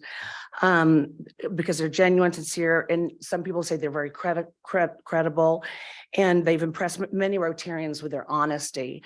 They've hosted many intimate meetings, some just for my Rotary Club and for other friends of Rotary, and also there's another club in Incline Village that they've been honest and open, and have really listened and addressed concerns raised by attendees.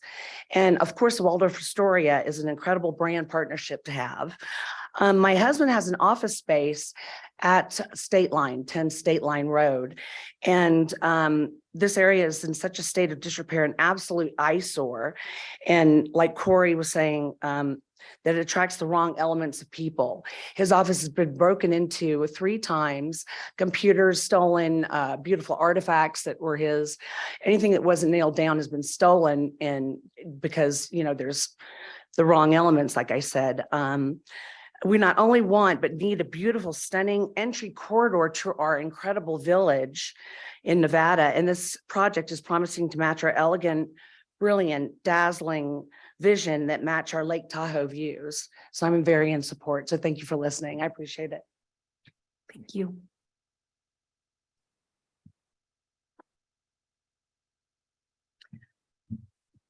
Good afternoon, Ellie Waller. I typically get into the weeds, and that's what I'm going to do on the 3-page staff report.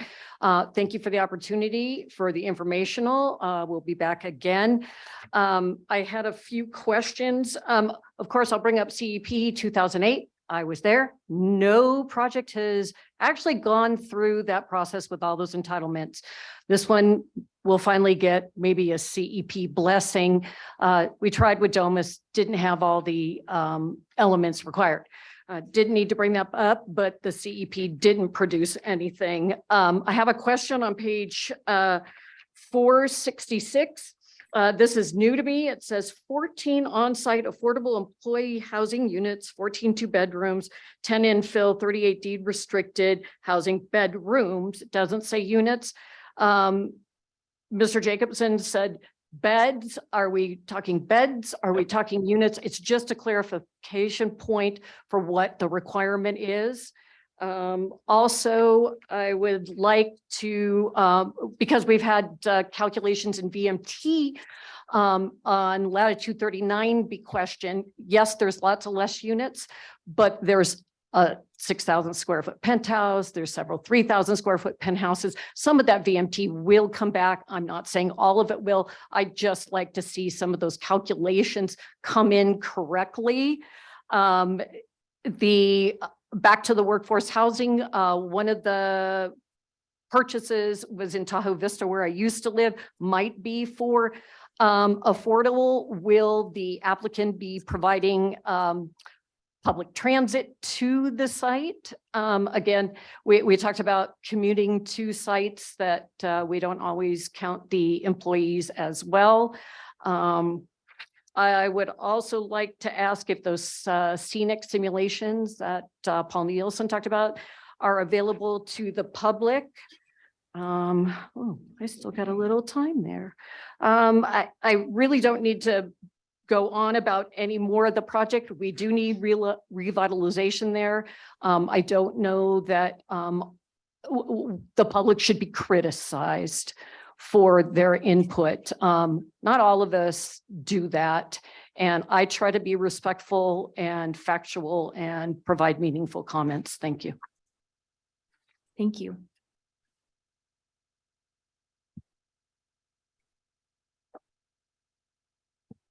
Hi, my name is Bambi Mangarelli. I live in Crystal Bay, moved in there in 2019. I want to thank those of you who came to our neighborhood yesterday to take a look at what we look at every day as we drive in and walk through our neighborhood. You can imagine how we might be excited about any redevelopment based on what you saw yesterday. But I'm here in support of EKN because I'm excited about this particular development. I think that this is exactly what we need in our neighborhood. Not only do we need to get rid of those eyesores, but we need a community space in our area. And I'm thrilled with all of the changes that they have made to this project, that it's fewer units, that they not only are welcoming the local community, not only to participate in learning about this project and providing input, but welcoming us to the development when it is done and providing us that much needed social space. So I am 100% enthusiastically supporting that and asking you not to delay an approval of that. I speak for a lot of my neighbors who could not be here today, and given the length of your day, I'm sure you appreciate that fewer people, same message. One of my neighbors who did make it here today, I want to say before I go into that, that there was a lot of concern among our neighborhood. Crystal Bay is a small community and a very close community. We had a lot of communications in social media and email that were very negative and providing a lot of fear in the community. And so as soon as I had an opportunity to get information directly from the source, I went to one of the EKN presentations, and I was so impressed with what with their patients. They did dozens and dozens of these. They answered every single question from every community member. And they did that at 4 o'clock, at 5 o'clock, at 6 o'clock. And they did it over and over and over again. And then when some of my neighbors hadn't been able to attend that, they came to my house. They came to my neighborhood and met with my neighbors in my house. And every one of those people who has been to any of those presentations is a supporter. So Ron Randolph Wall, one of my neighbors who was not able to be here, well, who was here today but was not able to stay, wrote a little speech for you. I'm doing a condensed version for him because he was heartbroken to have to leave for a doctor's appointment. He said, "Our town is not just a lake. It has to have amenities. This development gives people additional reasons to be here. I support the idea of more development that serves to improve not only our standing with out-of-town guests and visitors, but benefits for the residents. I have listened to what the naysayers have said, and I am not persuaded with their arguments that the town and residents will suffer. If their voice is allowed to prevail and the commissioners reconsider the approval of the conversion of the Biltmore to a Waldorf Astoria, the whole community and visitors will be dealt a cruel blow." So that is me channeling Ron, who's been a resident of Incline Village for 23 years, and thank you.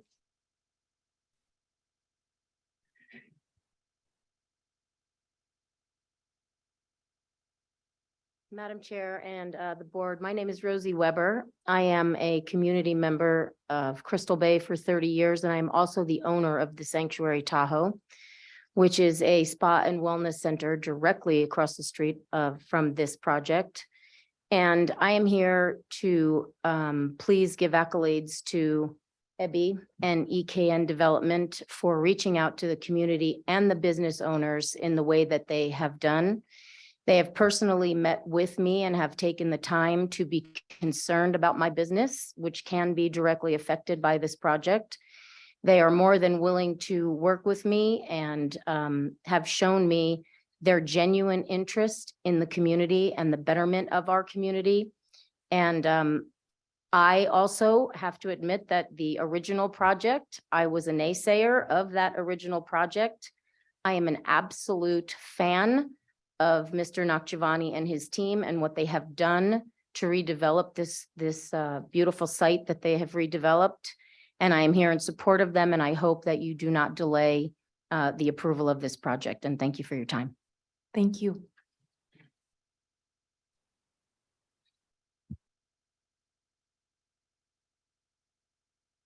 Hi, I'm John Mingarelli. I live at 480 Tuscarora, just about a quarter mile away from the project. And I just wanted to, it's kind of tough acts to follow, everybody we've just seen today. So just echoing everybody else's sentiment. If we had listened only to the opposition, which we were approached by many times in the beginning with alarmist type tactics that were really scary. And as we got to know Ebby and his team and Mike, you know, like my wife just said, we actually had them over to our house for dinner and had them come over and drank wine and had a nice dinner and got to know them and got to know the whole project.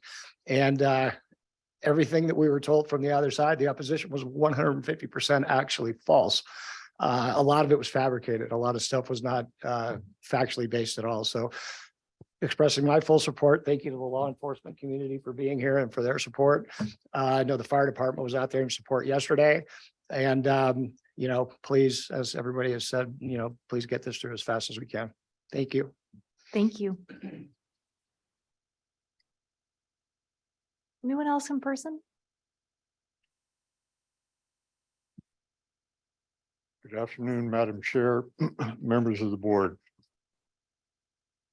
My name is Rick Jones. My wife and I have been full-time residents of Crystal Bay for over 40 years.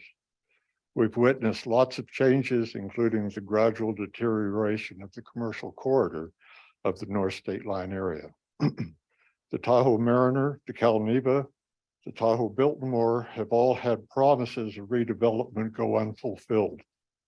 Hampered by the building moratorium of the early 80s and the economic crash and burn of the mid-2000s. New ownership has presented an opportunity for revitalizing the Biltmore property with a substantial reduction in unit density, significant environmental improvements, and a collaborative effort to include and accommodate the Crystal Bay and North Shore communities. Last Friday's Tahoe Tribune featured a guest column from your executive director. The emphasis of the column was focused on the stewardship of development in the basin. Specifically, reduction of development, responsible environmental actions, and community enhancement. I believe this project checks all the boxes and then some. I would ask the board to approve this project as presented here today. One other item. In the Tribune column, Director Reagan informs us that roughly 10% or less of the basin's development rights remain undistributed. I would ask the board to endorse the utilization of that 10% for workforce housing. Without it, projects like these are in peril, and the community and the economic viability of the basin is at risk. Thank you. Thank you. Last call, in-person comments. Okay, let's turn over to anyone online. Either raise your hand in Zoom or press *9 to be unmuted and called on. The first hand raised and the Zoom name cuts off, so pardon me, Development Program WashU. If you unmute, you can address the board. Thank you, board. This is Sarah Tone. I'm representing Washoe County on behalf of our development services teams. And in alignment with what was presented to you earlier, the local government teams need to approve both their building permits and the land entitlements associated with this project. I have to say, due to the regional significance of this project, we started working on this last year directly with the applicants. And in doing so, we gathered 22 of our internal team members and our external partners to help guide this applicant and the project through the local review process. Our intent is to ensure and support the applicant in meeting their obligations and also being transparent in how we're doing that with the public. We are fully supportive of the current effort to do so, and we have made significant progress in the last year. And I wanted to share that with the team because we wouldn't have been as successful without the contribution of both our stakeholders, the TRPA team, our commissioner, Alexis Hill, and also the applicant who has been dedicated to this process throughout the last year and prior. I wanted to share that with you just so you know that we're working in partnership with you, and I'm available to answer any questions after the meeting if there's any more that are come to mind. Thank you so much.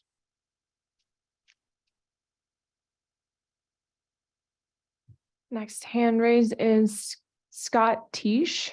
Scott, if you unmute, you can address the board.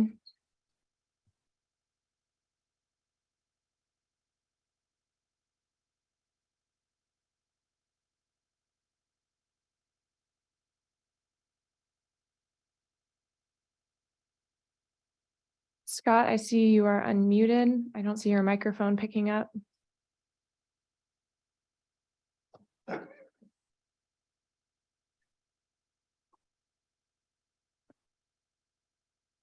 Scott, we will circle back to you.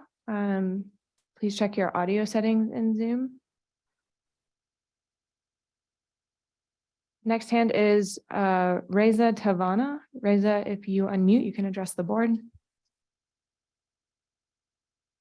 Hi, can you hear me? Yes. Thank you, Madam Vice Chair. Board members, my name is Reza Tabana, and I own a single family home at 115 Lakeview Avenue in Crystal Bay, Nevada.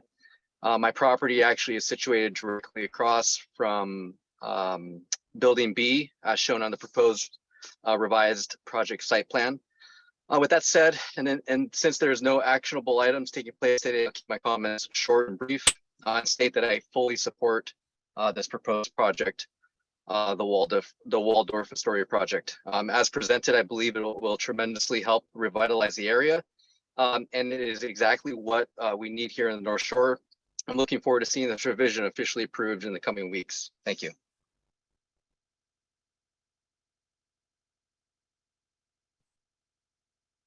Next hand is Judith Simon. Judith, if you unmute, you can address the board. Okay, can you hear me? Yes. Okay, good.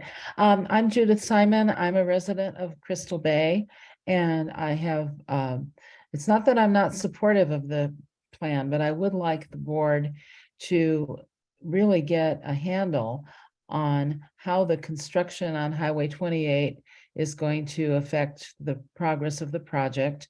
And I'm a little bit troubled about the vehicle miles traveled. And I don't see how having this project here would decrease the vehicle miles traveled when we have such poor transportation as it is. So I'd like you to get staff to kind of look at that. And I'm a little bit confused about the public park and what the access to that park is. I understand that the project is to have underground parking, but if you're going to open all this to the community, I just have no idea where the people are going to be able to park. So that being said, I think it's great to remove the blight in Crystal Bay. And I'm a little concerned about the financing so that we don't have another unfinished project. That concludes my remarks.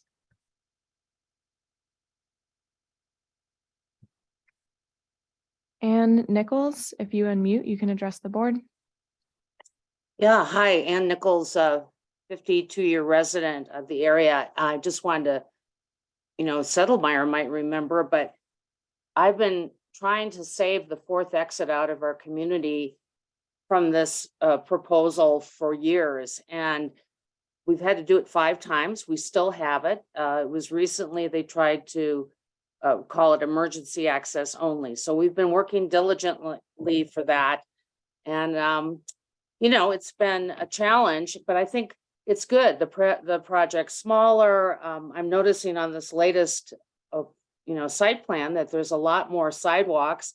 I'd really love to see sidewalks on Scenic Drive and on Wasu. Everyone loves to walk to the lookout and it will be steep and slippery. So that would be wonderful. I'd like to see a signal rather on State Line and 267 or 28. It's difficult to turn left there as it is now, either in or going out, especially with snow. So we need some basic traffic control.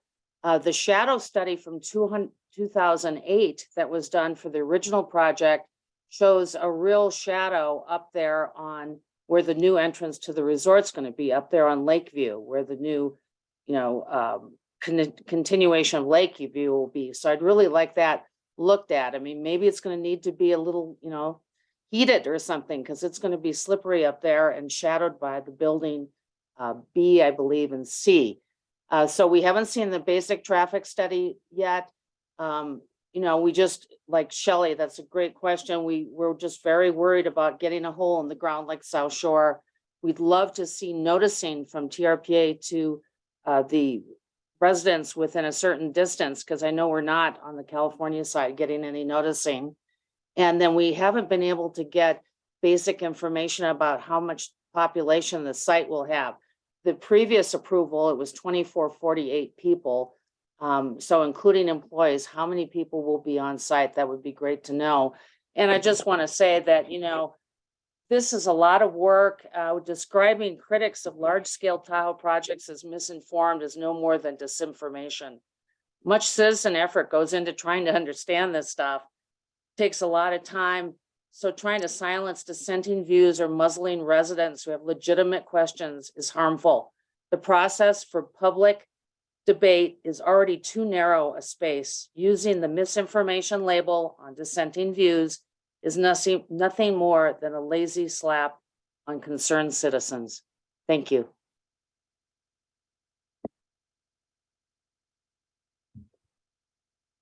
Andrew Chapman, if you unmute, you can address the board.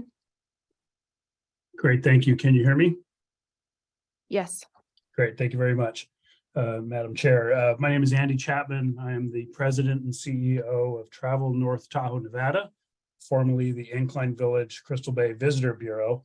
and more importantly, a 30-year resident of the Tahoe Basin, where with my wife, we have raised 3 adult children in this beautiful locale. So it is very important to us. I am before you today in support of this project. EKN and their team has listened to the entire community. Not just the loudest voices in the room that tend to drown out others that have legitimate positions as well. Some in our community would ask you to leave Tahoe the way it is.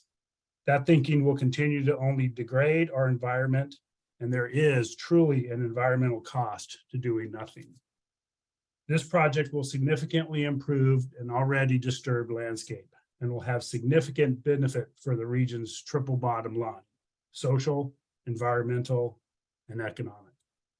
Tahoe is at a crossroads, and projects like this and the work Ebby and his team are doing are bringing significant changes to this basin that will have generational changes moving on to the future.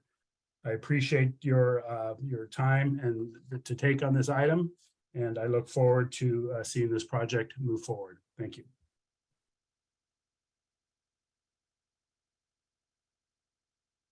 Mitch L. Mitch, if you unmute, you can address the board. Yes, can you hear me? Yes.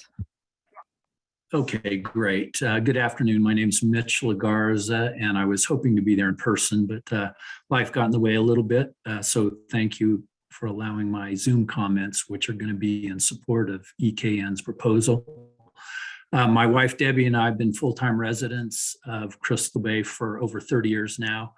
7 of those on Amargosa Road, and the remaining 23 just up the hill on Tuscarora Road.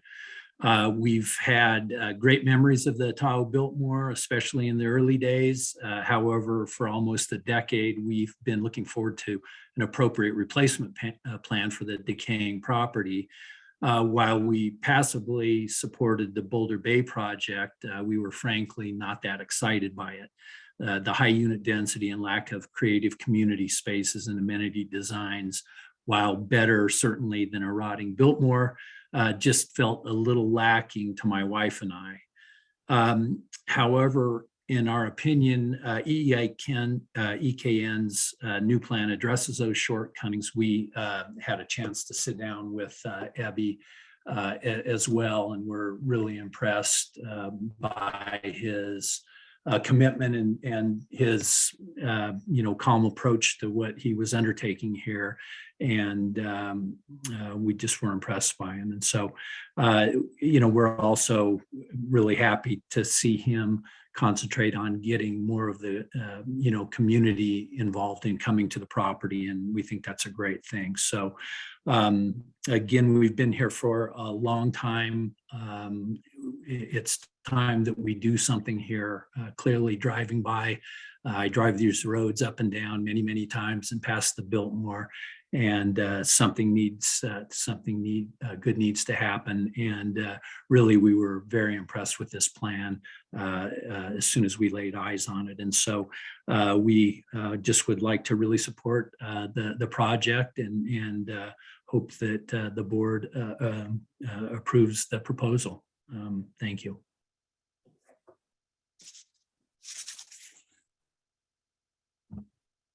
Cheryl Delahunty, if you unmute, you can address the board.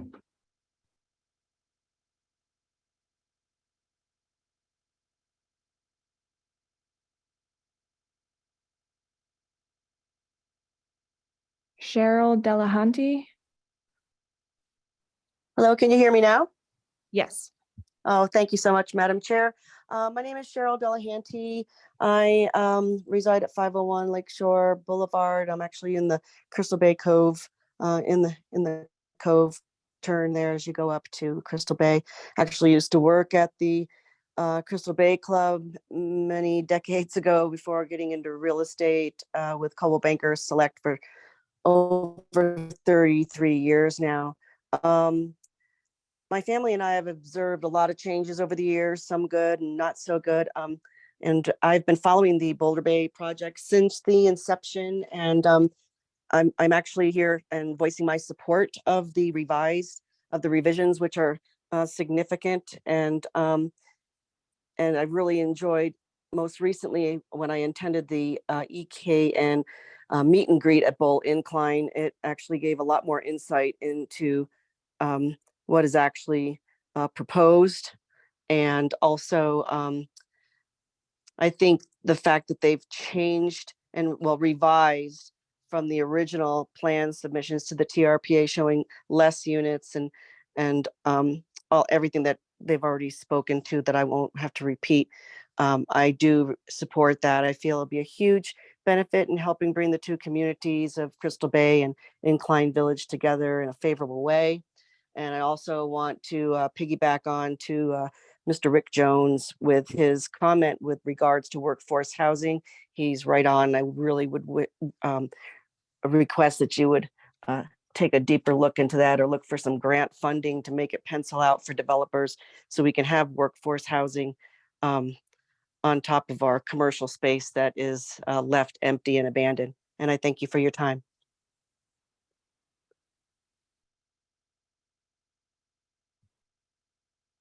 Charlie Soul, if you unmute, you can address the board. Yeah, hi. I'm Charlie Soul from Soul Domain Restaurant. I'll be the new neighbor of the Biltmore project, and I want to voice my support for the project. I think now is the time, and this is the place for a project of this scope to happen. And I just wanted to voice my full support for EKN and Waldorf Astoria going forward. Thank you.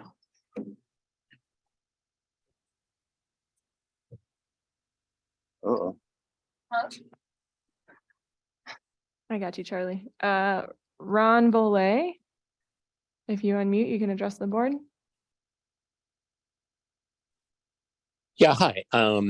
Thank you for taking my Zoom call. My name is Ron Voley. I live on Tuscarora, and I am part of the community there. I want to first say I'm not against the project. I've never been against the project. I've heard some very good planning, and certainly the old Tahoe Biltmore is a blight to the area, and we need this this development. I've met with Ebby and Tom. I've met with the county. I've met with Paul Nielsen, and I have some continuing questions. The biggest one for me, first and foremost, is I've asked repeatedly about eliminating cut-through traffic through our neighborhood just above the project, Lakeview, Tuscarora, Wasau, Beowawe. Those are all very steep, subject to snow, ice, etc. They're very narrow. They're dangerous streets, just as they are now, without any traffic on it. I received some assurance, oh, Abby, yeah, we're going to look into it. Tom, oh, we're going to look into it. But after a year and a half, I really haven't heard any answers. I think there's a lot of liability in this issue.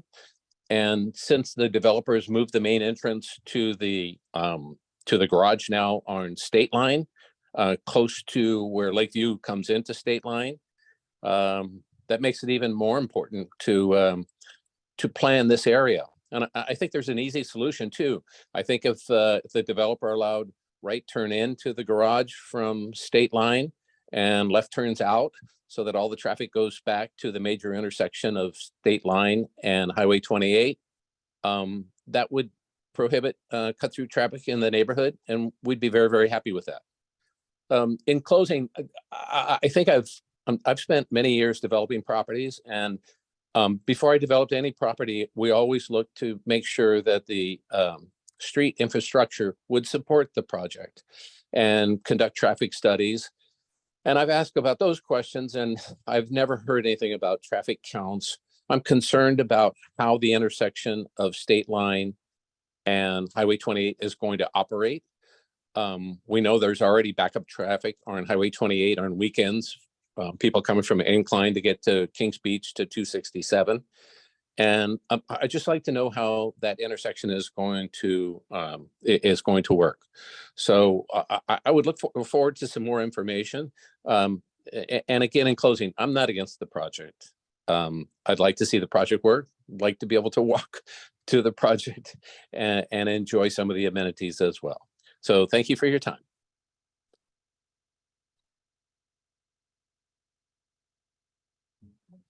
And we're back to Scott Tisch. Scott, if you can unmute. Time. I can hear you. So I originally raised my hand because I wanted to speak a moment ago. So I'll ad lib here a couple ways.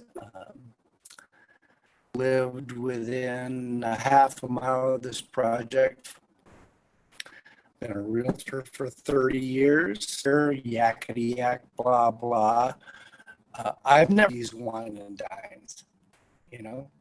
So I'm also a board member of the North Tahoe Preservation. We started this organization years ago to keep things in check. And when it came to Boulder Bay, Waldorf, I want to call it now, it was really after my colleagues, friends that I had sold homes to in Upper Crystal Bay. Now, apparently, everybody's just Lakeview luge course.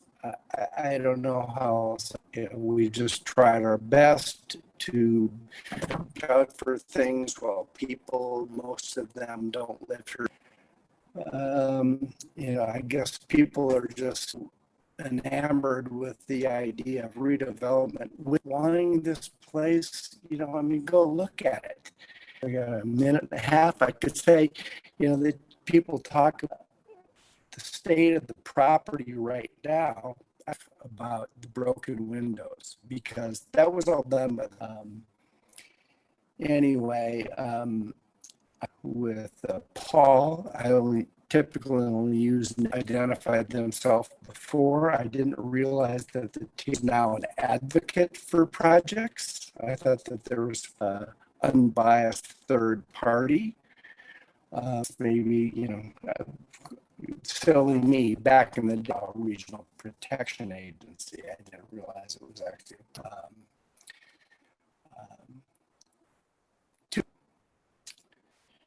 to people who are sitting around, wealthy people in our community.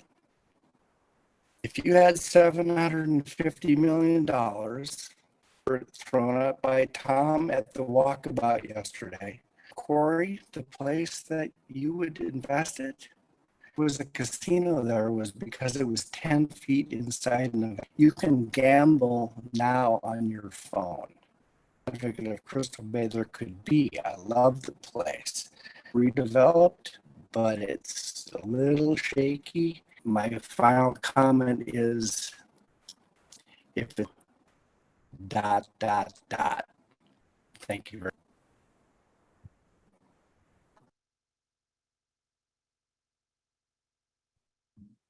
Madam Chair, there are no other hands raised to comment on this item. Thank you. And I'd like to bring it back to the board for one last round of any questions or comments. Madam Vice Chair, this is Paul Nielsen. Could I just take a minute to respond to a couple of the questions, or would you rather do? Please. No, please go ahead, Paul. Okay, thank you. Let's see, Ms. Waller, good catch, Ellie, on the housing. We don't often talk about bedrooms, we talk about units, but I specifically chose that word because it comes out of the permit, comes out of the approved project, where they talked about 14 two-bedroom on-site. So that's 28 beds on-site and then 10 off-site. So that's where you get the 38. You know, we believe that the bedroom word was chosen because we're dealing really with employees here, not necessarily family units, employees. And so that's probably where the room bedroom came from. But that is something that we don't often use. It's usually units. Let's see, Ellie also asked about VMT. As I said earlier, we have some work to do. That's why we're not asking for action today, and we're not committing to February or March for action, because there's two pieces that are missing. One is the VMT analysis. You heard that from a couple commenters today, and we are working to finalize that report. And we will have that available for the public, but that is a missing piece that needs to be finalized before we can make findings, before we can draw conclusions, and before we can make a recommendation to the board. The other second piece, and this gets to Mr. Volet's comments that I've met with him on, and I've not been able to answer his questions about cut through traffic and circulation, neighborhood circulation. Two issues that we see with these larger projects around the basin. And I will be able to answer those once we get what's called a TIS. It's a traffic impact study. This is primarily for Nevada Department of Transportation use, Washoe County use. It's their roads, and that traffic impact study is important. And so scenic simulations, those will be available and made a part of the record. And I think with that, I will just conclude, Madam Vice Chair, and send it to you. Thanks much, Paul. Thanks for that extra info. And I Yep. will do one more round on that, board members. Okay. Thank you all. All right, let's move on to reports. Director Reagan. Thank you. I will abbreviate my report just to say thank you all for your stamina. Thanks to the community for coming out. And I will just say how proud I am of our team at TRPA. The items that we brought for you today, some have been going on for more than a decade right here with this item and the Lily Lake Trail. I think that was a thoughtful discussion, and it took a lot of endeavor on our team. So I thank you for that. And then also wanted to acknowledge with those grant applications that you approved for us to pursue in the state of California, we could bring substantial capacity building help to address some of these land use policies. So thank you very much. And that will conclude my report. Wonderful, thank you. And with that, we actually do have to end our meeting. We are no longer in quorum. So thank you all. Thanks for being here. Good night. Thank you.